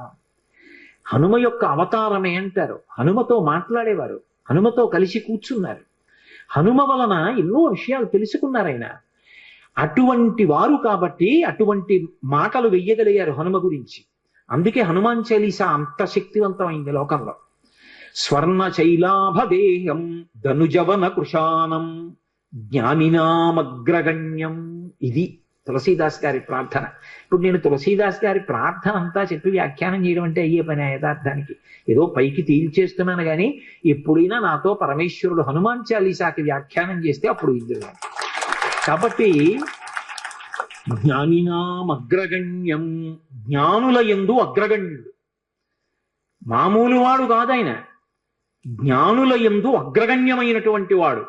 ఎక్కడిది ఈ విషయాలన్నీ తులసీదాస్ గారు ఎట్నుంచి కలుపుతున్నారు? నేను ఇందాక మీతో మనవి చేశానే, ధర్మ జిజ్ఞాస బ్రహ్మ జిజ్ఞాస అని ఉంటాయి అని. ధర్మ జిజ్ఞాస రాముడు అరణ్యవాసంలోనూ రాజ్య పరిపాలనలోనూ నిరూపణం చేశాడు. ఆయన ఎక్కడ నేర్చుకున్నాడు ఈ బ్రహ్మ జిజ్ఞాస? యోగవాసిష్టం అని ఓ గ్రంథం ఉంది, అద్వైత సిద్ధాంతానికి ఆయుపట్టు.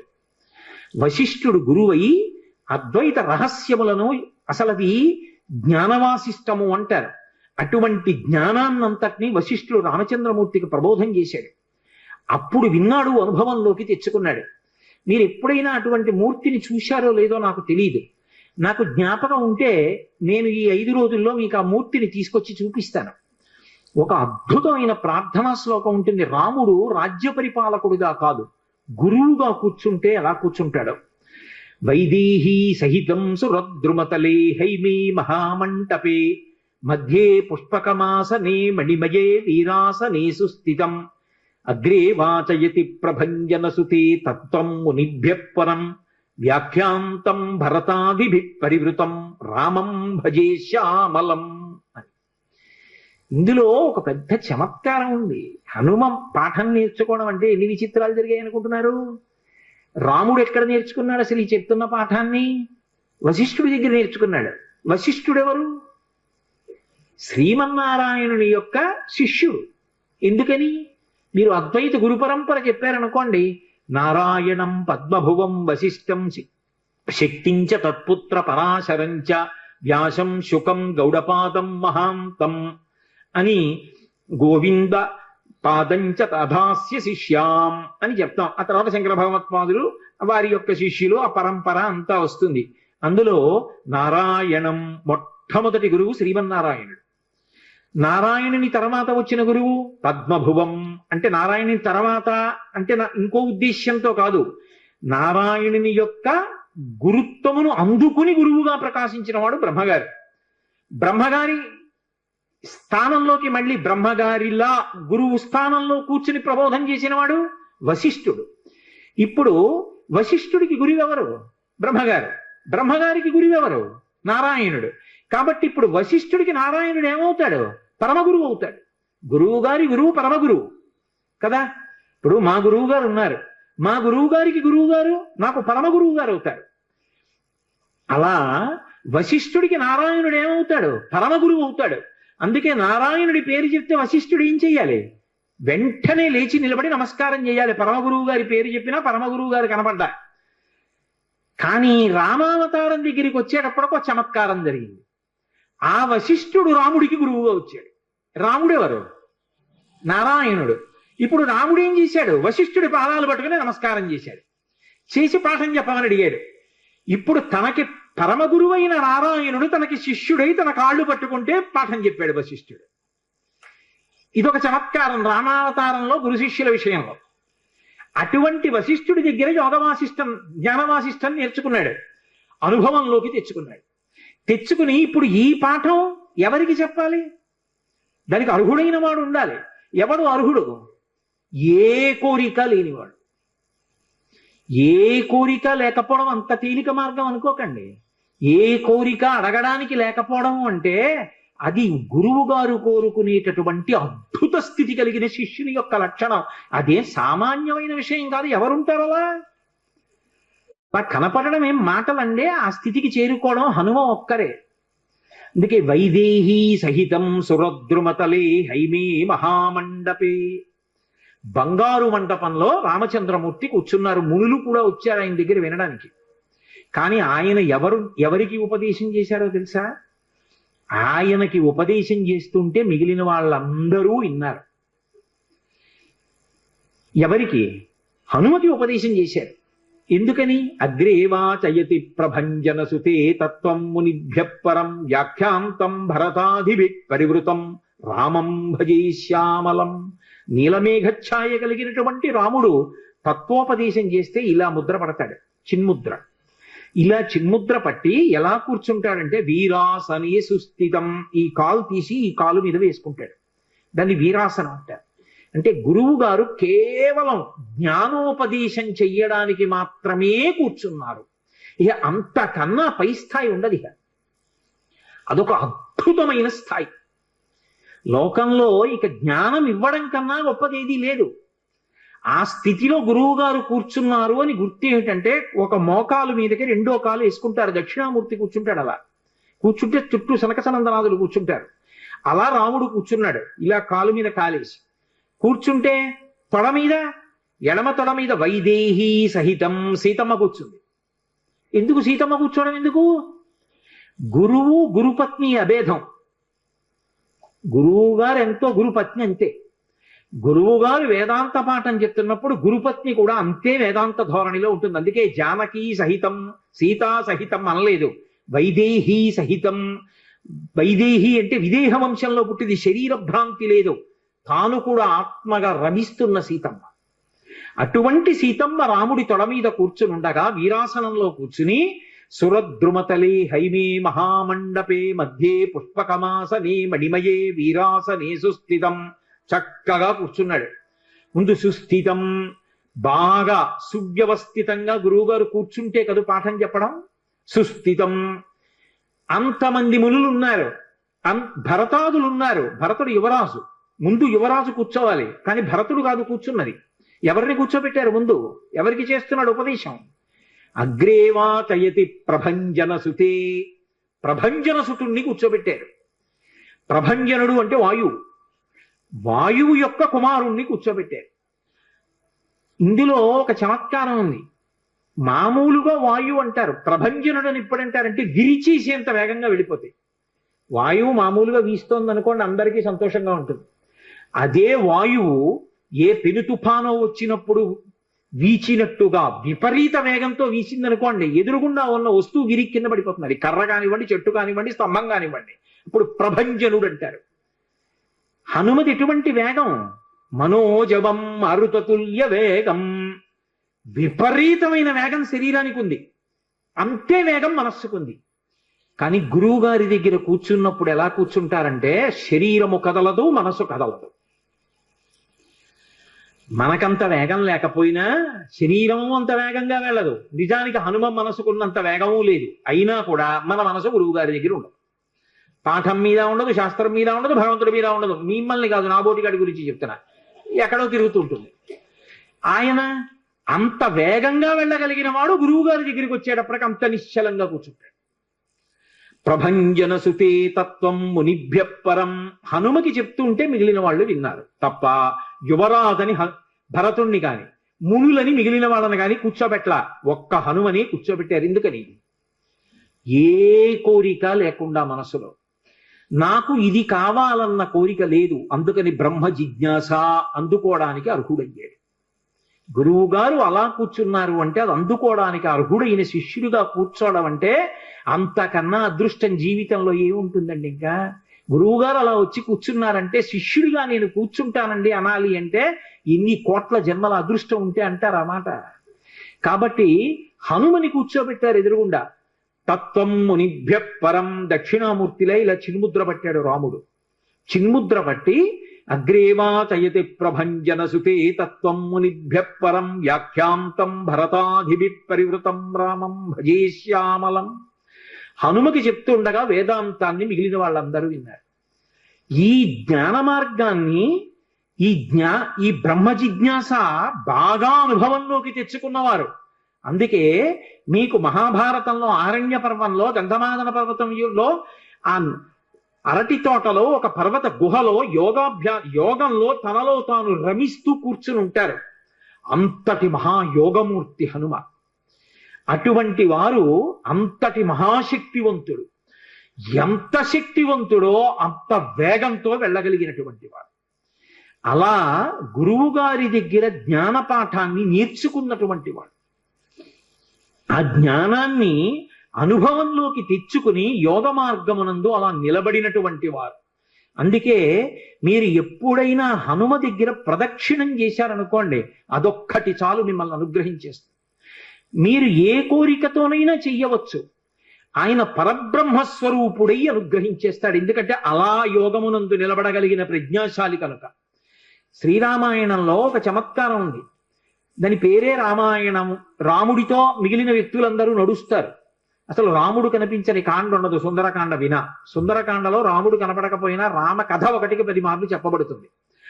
అటువంటి రామచంద్రమూర్తి వలన ఉపకారము కాని ప్రత్యుపకారము కాని పొందనివాడు రామాయణమునందు లేడు. ఆయనకి ఉపకారం చేసిన వాళ్ళందరికీ ప్రత్యుపకారం చేశారు. ఒకవేళ ఉపకారం చేయకపోయినా ఉపకారం చేశారు. కానీ ఆయన ఉపకారాన్ని పొంది కూడా ప్రత్యుపకారం నేను చెయ్యలేను అని చెప్పింది ఎవరితో అంటే ఒక్క హనుమతోని చెప్పారు. రామాయణ పరిసమాప్తి సమయంలో హనుమని దగ్గరికి పిలిచి గట్టిగా కౌగిలించుకుని ఒక మాట అన్నారు. మదంగే జీర్ణతాం యాతు యత్పయోపకృతం కపేహి నరహ ప్రత్యుపకారాణం అపత్సాయ అతిపత్రతాం అన్నారు. హనుమా, నువ్వు చేసిన ఉపకారము నా శరీరమునందు జీర్ణమైపోవుగాక. ఎందుకని? నువ్వు నాకు చేసిన ఉపకారానికి నీకు ప్రత్యుపకారం చెయ్యడానికి సాధ్యం కాదు. నేను కష్టంలో ఉంటే నువ్వు నా భార్య యొక్క జాడ కనిపెట్టావు. ఇప్పుడు నీకు ప్రత్యుపకారం చేయాలంటే నీకు అటువంటి కష్టం కలగాలి. కోరచ్చా నేను? అందుకని నేను కోరను. నీకు అటువంటి ఆపద రాదు. కాబట్టి నీకు నేను ప్రత్యుపకారం చెయ్యలేను. నీవు చేసిన ఉపకారము నా శరీరమునందు జీర్ణమైపోవుగాక అని కౌగలించుకున్నారు. హనుమ ఒక్కరు తప్ప రామాయణం మొత్తం మీద ఈ స్థితిని పొందిన వారు వేరొకరు లేరు. అందుకే రామచంద్రమూర్తి అవతార పరిసమాప్తి సమయంలో ఆయనతో అందరూ వచ్చేస్తానని వెనక వెళ్ళిపోతున్నప్పుడు హనుమని కూడా అడిగారు. హనుమ, నువ్వు వస్తావా అని అడిగారు. రామచంద్ర ప్రభో, మీరొకటి, మీ కథ ఒకటి, మీ నామం ఒకటి కాదు. ఎక్కడ ఏమి తెలిసినా తెలియకపోయినా రామనామము రామనామము రమ్యమైనది రామనామము అంటే అక్కడికి వెడతాను. రామ కథ చెప్తే వెడతా, రామాయణం చెప్తే వెడతా. ఇప్పుడు రాముడు అన్నాడు, మక్కథా ప్రచరిష్యంతి యావల్లోకే హరీశ్వర తావద్రమస్య సుప్రీతో మద్వాక్యమనుపాలయం. రామశాసనం హనుమకి. ఎక్కడ రామనామం చెప్పినా, ఎక్కడ రామ కథ చెప్పినా, ఎక్కడ రామాయణం చెప్పినా హనుమా నువ్వు అక్కడికి వెళ్ళి కూర్చుని వింటూ ఉండు. హనుమ సభలోకి వచ్చారు అంటే సభలో ఉన్న వాళ్ళందరికీ మంగళమే. నన్ను నమ్మండి, చచ్చిపోయేవాడు కూడా బతుకుతాడు. హనుమ దర్శనం అంత గొప్పది. ఆయన దర్శనం చేస్తే చాలు. నిన్న మీతో చెప్పా, సంధ్యాకాల దర్శనంతో సమానం. ఉపద్రవాలు కూడా తొలగిపోతాయి. అంత శక్తివంతం హనుమద్ దర్శనం అంటే. అటువంటి హనుమ సభలోకి ప్రవేశిస్తారు. ప్రవేశించి అనుగ్రహిస్తారు. ఎందుకని అంటే పైన రామశాసనం ఉంది. ఇదే మహానుభావుడు తులసీదాస్ గారి జీవితంలో జరిగింది. తులసీదాస్ గారు ప్రతిరోజు గంగానదిలో స్నానం చేసి చెంబుతో కాసిన నీళ్లు తీసుకొచ్చి రావి చెట్టు మొదట్లో పోసి రావి చెట్టు కింద కూర్చుని తపస్సు చేస్తుండేవారు. ఆ రావి చెట్టు మొదట్లో గంగ నీళ్లు పోస్తుంటే గంగాజలం తగిలిందో ఏమో ఒక బ్రహ్మరాక్షసుడు పైనుంచి కిందకి దిగాడు. బ్రహ్మరాక్షసుడు అంటే ఎవరు అనుకుంటారేమో, వేదం చదువుకుని కూడా దొంగతనాలు లాంటివి చేసి బ్రతికిన వాళ్ళు బ్రహ్మరాక్షసులు అవుతారు. పతంజలి చరిత్రలో చెప్తారు. కాబట్టి అటువంటి బ్రహ్మరాక్షసుడు క్రిందకి దిగి అన్నాడు, నువ్వు నాకు మహోపకారం చేశావు. ఎప్పటి నుంచో ఈ చెట్టు మీద పడి ఉన్నాను. నువ్వు గంగాజలాన్ని తెచ్చి ఈ చెట్టు మొదట్లో పోసినప్పుడు గంగాజల స్పర్శ చేత నా పాపం శమించింది. నేను సాధారణ రూపాన్ని పొందాను. నీకు నేను ప్రత్యుపకారం చెయ్యాలనుకుంటున్నాను. నీవు రామదర్శనం కోసం పరితపిస్తున్నావు. నీకు రామదర్శనం కావాలి అంటే చేయించగలిగిన వారు హనుమ ఒక్కరే. హనుమ రోజు వస్తుంటారు. ఎక్కడికొస్తారో తెలుసా? ఎక్కడెక్కడ రామనామం జరుగుతుందో, ఎక్కడెక్కడ రామనామం ప్రస్తావనకు వస్తుందో, ఎక్కడెక్కడ రామ కథ చెప్పబడుతుందో అక్కడ ఉంటారు. కాశీలో హనుమాన్ ఘాట్లో ఒక వ్యక్తి రోజు రామాయణం చెప్తున్నాడు. అక్కడికి వచ్చి కూర్చుంటారు. ఎలా గుర్తుపడతావో తెలుసా? అందరికన్నా ముందు సభలోకి వస్తారు. అందరికన్నా ఆఖరణ కళ్ళ నీళ్ల పెట్టుకుని ఒక్కడు తలదించుకుని నడిచి వెళ్ళిపోతూ ఉంటాడు. నువ్వు గుర్తుపట్టి వెంట వెళ్ళు అన్నారు. అప్పుడు ఆ రూపంలో వెళ్ళారు. అన్ని వేళలా అలా వెళ్ళరు, ఏ రూపంలోనైనా వెడతారైనా. కాబట్టి తులసీదాస్ గారు హనుమాన్ ఘాట్కి వెళ్ళి కూర్చున్నారు. అందరికన్నా ముందు ఒక వ్యక్తి వచ్చాడు రామాయణం వినడానికి. అందరూ వెళ్ళిపోయిన తర్వాత తల ఉంచుకుని కన్నులమ్మట నీరు కారుతుండగా వెడుతున్నాడు. తులసీదాస్ గారు ఆయన వెంటపడ్డారు. ఆ వ్యక్తి కనిపెట్టాడు, ఎవరో నన్ను వెంబడిస్తున్నారని. ఆయన హనుమ, ముందు వెడుతున్నవారు. వెనక్కి తిరిగి గద్దించారు. ఎందుకు నా వెంట వస్తున్నావు? ఆగక్కడ. కాదు, నాకు రామదర్శనం కావాలి, నీ వల్లే జరగాలి. వెళ్ళి కాళ్ళ మీద పడ్డారు. కాళ్ళ మీద పడితే ఆయన ఒక స్థలాన్ని చెప్పారు. అక్కడ కూర్చుని నువ్వు జపం చెయ్యి, తపస్సు చెయ్యి, నీకు రామదర్శనం అవుతుందన్నారు. తులసీదాస్ గారు కూర్చుని తపస్సు చేస్తున్నారు. తపస్సు చేస్తుంటే రామలక్ష్మణులు ఇద్దరూ రాజకుమారుల రూపంలో గుర్రాల మీద వచ్చారు. వచ్చి గుర్రాలు దిగి అరుగు మీద సేద తీరారు. ఎవరో రాజకుమారులని తులసీదాస్ గారు ఊరుకున్నారు. వాళ్ళిద్దరూ గుర్రం ఎక్కి వెళ్ళిపోయారు.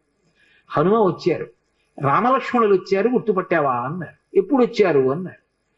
అయ్యో, ఇద్దరు రాజకుమారుల వేషంలో వచ్చారయా, నువ్వు గుర్తుపట్టలేదు, వెళ్ళిపోయారు అన్నారు. ఎంతో బాధపడ్డారు. మళ్ళీ సాధన చెయ్యి అన్నారు. మళ్ళీ సాధన మొదలుపెట్టారు. మళ్ళీ సాధన మొదలు పెడితే కొన్నాళ్ళు అయిపోయిన తర్వాత చిన్న పిల్లవాడి రూపంలో రాముడు వచ్చాడు. గంధం తీస్తున్నారు తులసీదాస్ గారు రామచంద్రమూర్తికి అనులేపనం చేయడానికి. చిన్న పిల్లవాడి రూపంలో వచ్చి తాత తాత నాకు గంధం ఇస్తావా అని అడిగాడు. ఇది రాముడి కోసం రా, పో అన్నారు తులసీదాస్ గారు.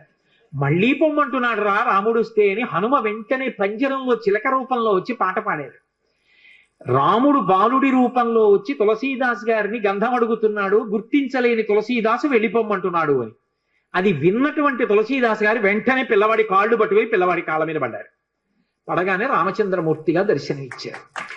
దర్శనమిచ్చి, తులసీదాస్, నా పేరు మీద నువ్వు రామాయణాన్ని, దక్షిణ దేశంలో వాల్మీకి రామాయణం, దక్షిణ దేశం ఎక్కడైనా వాల్మీకి రామాయణం, కానీ నువ్వు ఇప్పుడు రామచరితమానస్ అన్న పేరు మీద రామాయణాన్ని రచించు.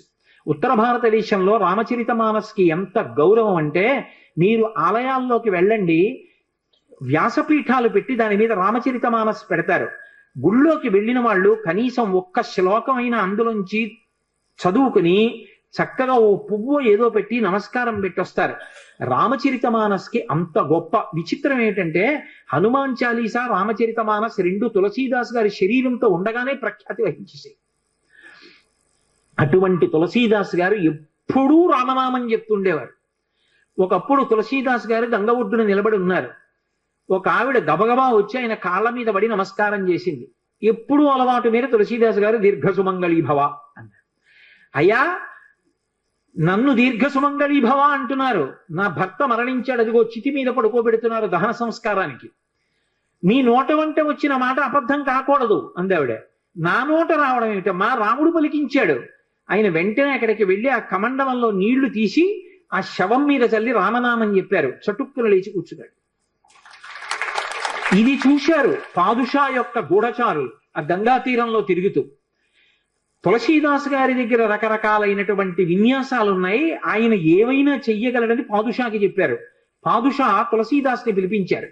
పిలిపించి, నువ్వేమిటో చచ్చిపోయిన వాడిని బతికించావుట, ఏవి కొన్నటువంటి వింత చేష్టితములు చెయ్యన్నారు.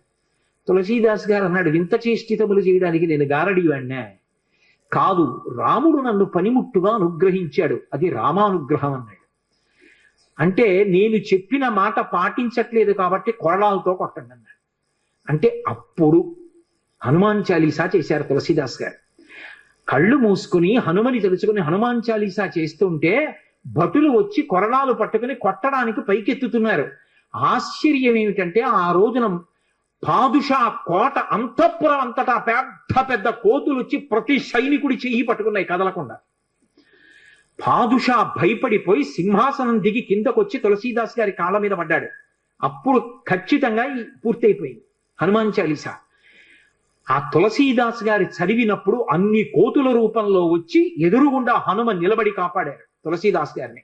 అందుకే అప్పటికీ ఇప్పటికీ ఎప్పటికీ కూడా హనుమాన్ చాలీసాకి అంత శక్తి.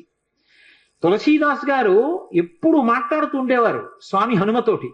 రామాయణ రచన చేసేటప్పుడు, రామచరితమానస్ రాసేటప్పుడు ఏ ఏ ఘట్టం దగ్గరికి వచ్చేటప్పటికి ఆయా ఘట్టం దగ్గర మళ్ళీ హనుమకి చదివి వినిపిస్తూ ఉండేవారు.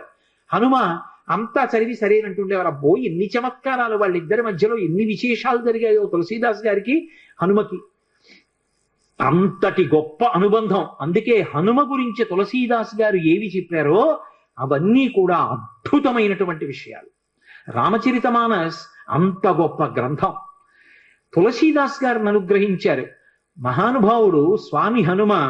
అనేకమైనటువంటి అవతారాల్లో ఈ లోకంలో వచ్చి ఎందరినో అనుగ్రహించారు. వారు వచ్చినటువంటి అవతారములు ఎన్నో ఉన్నాయి. అందులో సమర్థ రామదాసు గారిగా వచ్చారు ఒకప్పుడు. నారాయణ అన్నది ఆయన యొక్క అసలు పేరు. ఆ పిల్లవాడికి తల్లిదండ్రులు పెట్టిన పేరు. కానీ ఆ పిల్లవాడు విశేషమైనటువంటి రామభక్తి తత్పరుడయ్యాడు. పెళ్లి నిశ్చయం చేశారు. పిల్లవాడిని పెళ్లి పీటల మీద కూర్చోబెట్టారు. పురోహితుడు ఇక జీలకర్ర బెల్లం పెట్టించడం కోసమని సుముహూర్త సావధాన సులగ్ని సావధాన అంటున్నాడు. పెళ్లి కొడుక్కి ఇంకోలా వినపడింది, సావధాన సావధాన. ఇలాగే అందరూ గృహస్థాశ్రమంలోకి వెళ్ళిపోతున్నారు, లంపటంలోకి వెళ్ళిపోతున్నావు, ఇక నిన్ను నువ్వు ఉద్ధరించుకోలేవు, నా మాట విను, ఇప్పటికైనా మించిపోయింది లేదు, ఇంకా సుముహూర్తం రాలేదు, తొందరపడు అన్నట్టుగా వినపడింది. సావధాన సావధాన అన్నది జాగ్రత్త పడు అన్నట్టు వినపడింది ఆ నారాయణ అన్న పిల్లవాడికి. అంతే హనుమ యొక్క అనుగ్రహం ఆవేశించింది. హనుమదవతారం అంటారు సమర్థ రామదాస్ గారు. ఒక్కసారి పెళ్లి మంటపంలోంచి 10 దూకులు దూకి వెళ్ళిపోయారు. వెళ్ళిపోయి గోదావరిలో దూకేశారు. దూకేసి గోదావరి నదినంతటినీ కూడా ఈది ఆవలి ఒడ్డుకు వెళ్ళిపోయి 10 రోజులు ఆగకుండా నడిచి వెళ్ళిపోయారు అరణ్యంలో. వెళ్ళిపోయి గోదావరి నందిని అనేటటువంటి 2 నదుల యొక్క సంగమ స్థానంలో కూర్చుని నిరంతర రామధ్యానం చేస్తుండేవారు. అంత రామధ్యానం చేసి రామదాసు అని పేరు పొందారు. ఒకప్పుడు బదరీ వెళ్ళారు వారు. బదరీ వెళ్ళి ఆనాడు దేశంలో ఉన్నటువంటి అధార్మికమైన విషయాలు చూసి వ్యగ్రత చెంది ఒక జలకూపమునందు శరీర పరిత్యాగం చేస్తానని నిర్ణయించుకున్నారు. రామచంద్రమూర్తి ప్రత్యక్షమయ్యారు. నీ వలన ధర్మం నిలబడాలి, నువ్వు శరీర పరిత్యాగం చేస్తే ఎలా? నువ్వు సమర్థుడవు ధర్మం నిలబెట్టడానికి. నీ వలన ఒక వ్యక్తి ధర్మాన్ని నిలబెట్టేవాడు తయారవుతాడు. అందుకే సమర్థ రామదాస్ అన్న పేరుతో లోకంలో వ్యవహరించమన్నారు. సమర్థ రామదాస్ అని పేరు మార్చుకుని హిమాలయ పర్వతాల నుంచి వస్తుంటే ఆయనకి హనుమత్ సాక్షాత్కారం అయింది. సమర్థ రామదాసు గారికి దీక్ష ఎవరిచ్చారు అంటే స్వయంగా హనుమ ఇచ్చారు. ఆయనకి జపమాల, కమండలం, అలాగే కృష్ణాజినం, ఆ దీక్షా వస్త్రాలు, వీటన్నిటినీ కూడా స్వామి హనుమయే అనుగ్రహించారు. ధర్మ సంస్థాపన కోసమని సమర్థ రామదాసు గారు కోదండాన్ని, బాణాన్ని పట్టుకు తిరుగుతుండేవారు. ఒకప్పుడు ఆయన వేదాంత బోధ చేస్తుంటే గోదావరి తీరంలో కొంతమంది బ్రాహ్మణులు వచ్చి ఆయన్ని విమర్శించారు. నువ్వేమో వేదాంత బోధ, పట్టుకున్నది ధనస్సా, చేతిలో బాణమా, ఈ వేదాంతం సత్యమా, ధనస్సు బాణం సత్యమా? వేదాంతం చెప్పేవాడికి ధనస్సు బాణం ఎందుకురా? బహుశా ఈయనకి బాణం ఎక్కువ పెట్టడం కూడా చేత కాదనుకుంటాను, ఉత్తినే అలా బడుగు తిరుగుతున్నాడు అన్నారు. వెంటనే ఆయన బాణాన్ని ఎక్కువ పెట్టి ఆకాశంలో ఎగురుతున్నటువంటి పక్షుల గుంపులో ఒక పక్షిని కొట్టారు. ఆ పక్షికి తగిలింది, కింద పడిపోయి ప్రాణం వదిలేసి. మళ్ళీ వెంటనే ఈ బ్రాహ్మణులు అందరూ అన్నారు, కట్టుకున్నవి దీక్షావస్త్రాలు, పక్షిని కొట్టాడు ఏ కారణం లేకుండా, ఇటువంటి వాడికి వేదాంత బోధ చేసే అధికారం ఎక్కడుందన్నారు. వెంటనే ఆయన గోదావరిలో నీళ్లు కమండలంలో ఉన్నాయి, ఆ కమండలంలో నీళ్లు తీసి రామనామం చెప్తూ పక్షి మీద తెల్లారు. అది రివ్వున ఆకాశంలోకి ఎగిరిపోయి. సమర్థ, అందుకే ఆయన పేరు ముందు బిరుదువాక్యం. ఆయన అఘటనాఘటన సమర్థుడు. అంతటి హనుమదవతారంగా వచ్చి మొత్తం దేశమంతటా కూడా ప్రచారం చేశారు. గుండెల్లో రాముడు, శరీరంలో హనుమ, అది ఆయన నినాదం.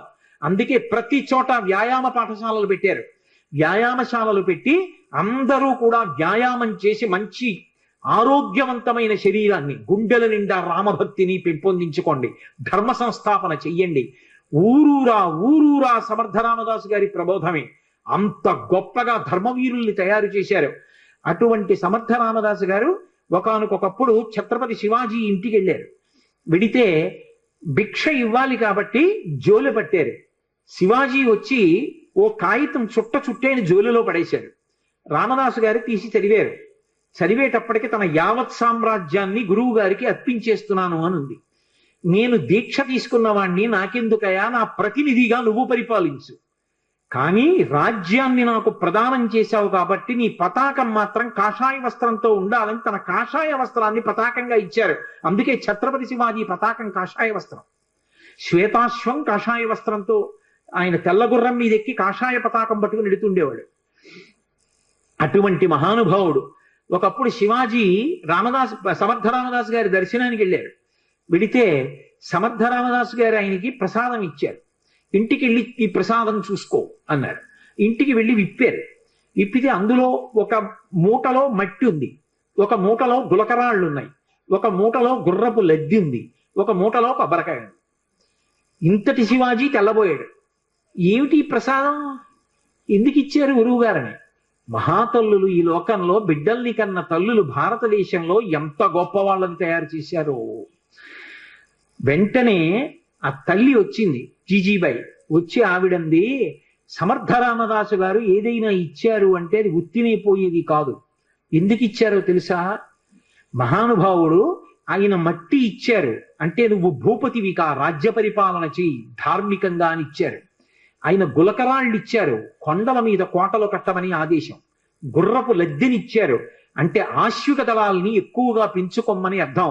కొబ్బరికాయ ఇచ్చారు, మనసులో మధురంగా ఉండి పైకి చాలా గంభీరంగా కఠినంగా ఉండు, అప్పుడు కానీ వ్యవస్థ అదుపులో ఉండదని నీకు చెప్తున్నారు.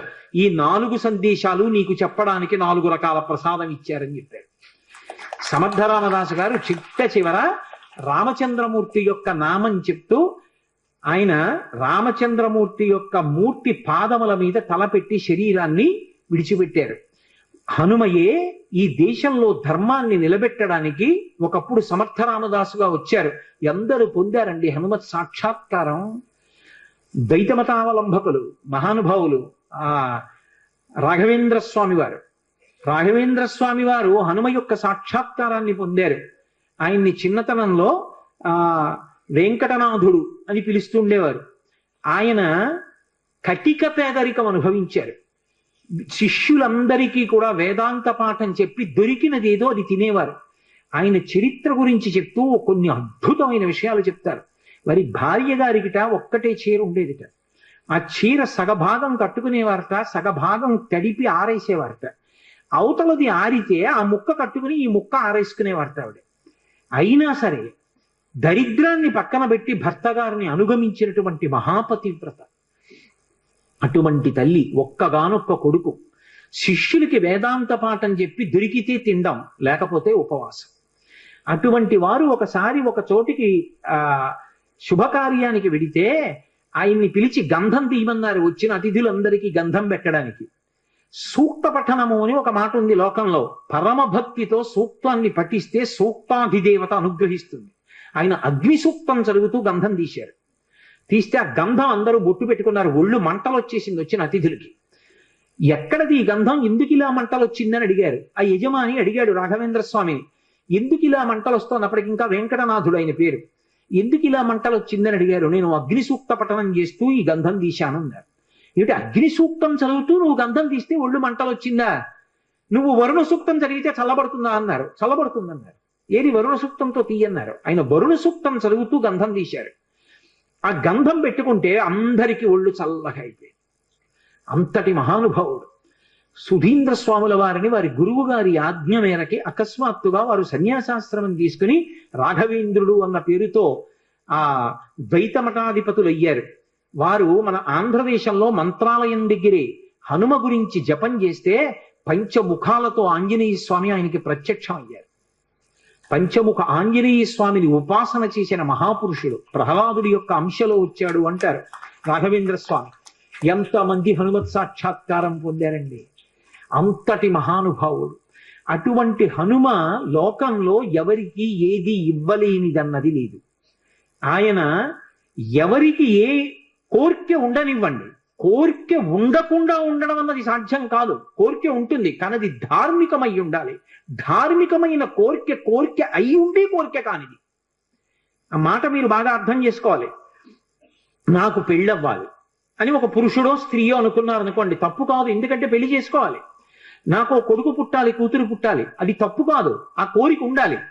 నేను ఒకళ్ళ దగ్గర చెయ్యి చాపకుండా అన్నం తినాలి, తప్పు కాదు, అన్నం తినాలి. అలాగే నేను అనాయాసంగా శరీరం విడిచిపెట్టేయాలి, తప్పు కాదు, ఆ కోరిక ఉండాలి మనిషికి. ఏ కోరికలు ఉండి తీరాలో అవి పండితే నువ్వు పండుతావో అటువంటి కోరిక కోరి కూడా కోరని వాడే అవుతాడు.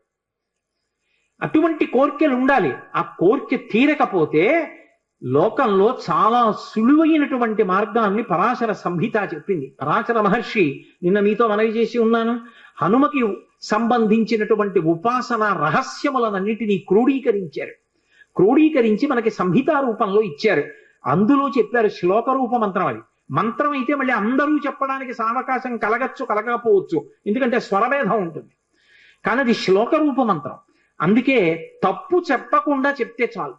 హనుమకి ప్రదక్షిణం చేస్తూ నిశ్శబ్దంగా మాట్లాడకుండా ఆంజనేయం మహావీరం బ్రహ్మ విష్ణు శివాత్మకం తరుణార్క ప్రభం శాంతం ఆంజనేయం నమామ్యహం, ఈ శ్లోకం చెప్తూ హనుమకి 108 మాటలు ప్రదక్షిణం చేసి వక్కలతో కాని, పువ్వులతో కాని, అక్షతలతో కాని మాత్రమే లెక్క పెట్టాలి. కాగితం మీద గుచ్చడం, పెన్నుతో కొట్టడం అలా చేయకూడదు. వక్కలు 108 ఓ డబ్బాలో పట్టుకెళ్ళి, ఖాళీ డబ్బా పట్టుకెళ్ళి ఈ ఒక ప్రదక్షిణం చేసినప్పుడు మళ్ళీ స్వామి దగ్గరికి రాగానే నిలబడి ఈ శ్లోకం చెప్పడం. ఆంజనేయం మహావీరం బ్రహ్మ విష్ణు శివాత్మకం తరుణార్క ప్రభం శాంతం రామదూతం నమామ్యహం అండం. ఆ వక్క తీసి పక్క డబ్బాలో వేయడం. 108 ఇందులో వక్కలు అందులోకి వచ్చాయంటే 108 ప్రదక్షిణాలు అయిపోయి మళ్ళీ వక్కల డబ్బా పట్టుకుని ఇంటికి వెళ్ళిపోవడం. హనుమ యొక్క ప్రదక్షిణముల చేత ఆయన అనుగ్రహంతో ఎటువంటి కోర్కెలను కూడా ఆయన తీర్చగలిగిన శక్తి కలిగిన వాడు అని అనుభవించిన పెద్దలు చెప్పిన మాట. అలాగే అకస్మాత్తుగా విపరీతమైనటువంటి రోగం ఏదైనా శరీరానికి ఏర్పడి భయం కలిగితే, హనుమానంజనాసు నో వాయుపుత్రో మహాబల అకస్మాతాగతోత్పాతం నాశయాసు నమోస్తుతే, ఆ శ్లోకం చెప్పాలి. అకస్మాత్తుగా రోగం వచ్చింది, స్వామి నన్ను కాపాడండి, ఈ శ్లోకం చెప్పి ఆయనకి ప్రదక్షిణాలు చెయ్యాలి. హనుమ ప్రదక్షిణముల చేత విశేషమైనటువంటి తృప్తిని పొందుతారు. అటువంటి హనుమకి ప్రదక్షిణాలు చేస్తూ, ప్రదక్షిణం అంటే గబగబ గబగబ నడవకూడదు, అడుగుల చప్పుడు వినపడకుండా నడవాలి. అలా నడుస్తూ ప్రదక్షిణం చేసి ఈ 2 శ్లోకాలని అవసరాన్ని పట్టి అనుసంధానం చేయడం నేర్చుకుంటే ఆయన అనుగ్రహంతో రోగాన్ని నివారణ చెయ్యగలిగిన వైద్యుడు దొరుకుతాడు అని దాని అర్థం. ఆయన అనుగ్రహంతో రోగం పోతుంది. 2, ఆయన అనుగ్రహంతో ఎటువంటివైనా, అంటే నా ఉద్దేశం గొంతెమ్మ కోరికలు అని కాదు, నేను అమెరికా అధ్యక్షుడిని అయిపోవాలి అన్న కోరిక కాదు. ధార్మికమైన కోరికలు ఏవి ఉంటాయో వాటిని హనుమ తప్పకుండా అనుగ్రహించి తీరుతారు. అది పెద్దలు చెప్పిన మాట, నేను చెప్తున్న మాట కాదు. అందుకే అంతటి మహానుభావుడైన అటువంటి హనుమ చాలా తొందరగా ప్రీతి పొందేది దేనికి అంటే రామనామం చెప్పడం చేత. మీరు రోజు రామనామం వ్రాయడం అలవాటు చేసుకున్న, రామనామాన్ని కీర్తించిన, రామనామం పలికిన పరమ ప్రసన్నుడైపోతారు. మరి ఈ మాట నేను చెప్పినప్పుడు రామనామం చెయ్యొద్దు మనం? ఇవాళ ఉపన్యాసం పూర్తి చేసేటప్పుడు కూడా ఒక్కసారి రామనామం చేసి ఇవాళ ఉపన్యాసాన్ని పూర్తి చేస్తాను, మళ్ళీ రేపు సాయంకాలం 6:30 కలుసుకున్నప్పుడు మళ్ళీ ఉపన్యాసాన్ని కొనసాగిస్తాను. కాబట్టి నేను మకుటాన్ని అంటాను, మీ అందరూ, నేను చరణాన్ని అంటాను, మీ అందరూ మకుటాన్ని అనండి. మకుటం అంటే రామనామము రామనామము రమ్యమైనది రామనామము. 3 మాటలు రామనామాన్ని పలికినట్టు అవుతుంది. నేను చరణం చెప్తుంటాను, మీరు అనండి చక్కగా. నారదాది మహామునీంద్రులు నమ్మినది శ్రీరామనామము,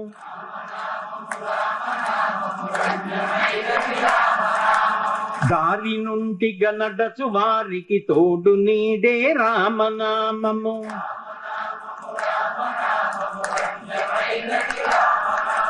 కోరి కొలచిన వారికెల్లను కొంగు బంగారు రామనామము.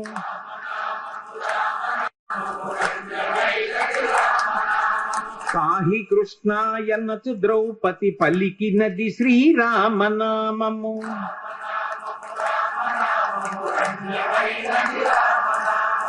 పాలు బిడ్డల సౌఖ్యము కన్నను అధికమైనది రామనామము.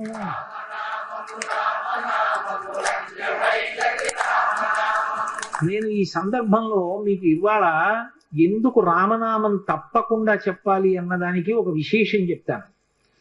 ఇవాల్టి తిథి ఏమిటి? త్రయోదశి. త్రయోదశి ఏ నెలలో వచ్చింది? మార్గశీర్ష మాసంలో వచ్చింది. మార్గశీర్ష మాసం శుక్లపక్షంలో త్రయోదశితో కూడుకున్నటువంటి తిథి. ఈ త్రయోదశి తిథికి హనుమకి చాలా దగ్గర సంబంధం. త్రయోదశి నాడే సీతమ్మ దర్శనమైంది హనుమకంటారు. రెండోది, త్రయోదశికి అంత శక్తి హనుమతో సంబంధం ఎందుకు వచ్చాయో తెలుసా? దానికి ఒక పెద్ద కారణం ఉంది. అసలు త్రయోదశి తిథికి హనుమకి అంత దగ్గరి సంబంధం ఎందుకు వచ్చిందో, ఇవాళ రామనామం మనం ఎందుకు చెప్పి తీరాలో, ఈ రహస్యం ఏమిటో, అసలు ఉపాసనలో ఆయనకి ఏ ఏ పళ్ళు నైవేద్యం పెట్టాలో, ఆయన పూజ ఎలా చేస్తారో, ఈ విశేషాలను గురించి, ఆయన దవడల వైభవం గురించి రేపటి రోజున నా చేత స్వామి హనుమ పలికించుకాక. అంత గొప్ప రోజున మనం రామనామం చెప్తున్నాం కాబట్టి చక్కగా అవకాశాన్ని సద్వినియోగం చేసుకోండి. నేను ఇంకో పావుగంట అరగంట చెప్పలేక కాదు, నేను చెప్పడం ముఖ్యం కాదు, మీరు కూడా అనుసరించడం ముఖ్యం.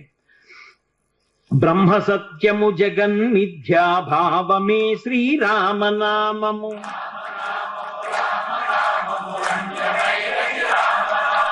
భక్తితో భజించు వారికి ముక్తి నొసగును రామనామము.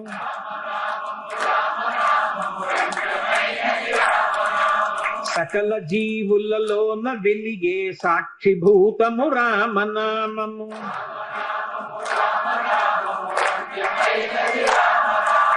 ఆంజనేయుని వంటి భక్తులకాశ్రయము శ్రీరామనామము.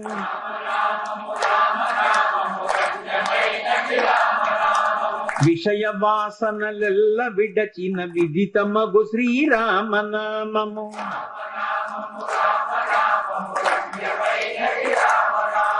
నీరుగిరి శిఖరాగ్రమందున మెరయుచున్నది రామనామము.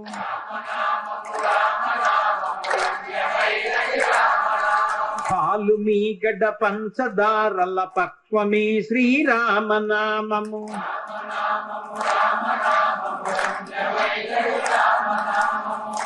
ఇంతమంది ఉన్నారు, మీ కంఠాలకి హనుమ ఎంత ప్రీతి చెందాలండి అవతల వైపు నుంచి. ఎందరో మహానుభావుల డెందమాయను రామనామము.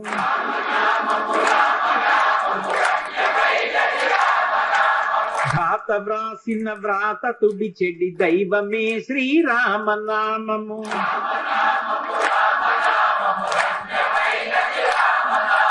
శివుడు గౌరికి బోధ చేసిన చిన్మయము శ్రీరామనామము.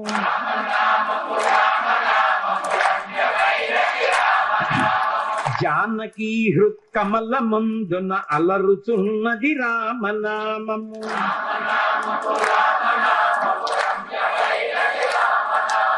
చిత్తశాంతిని కలుగ చేసిడి చిత్స్వరూపము రామనామము.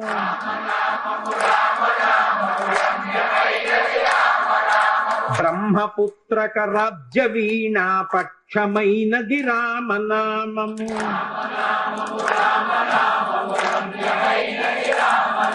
శాంతి సత్యాహింస సమ్మేళనము శ్రీరామనామము.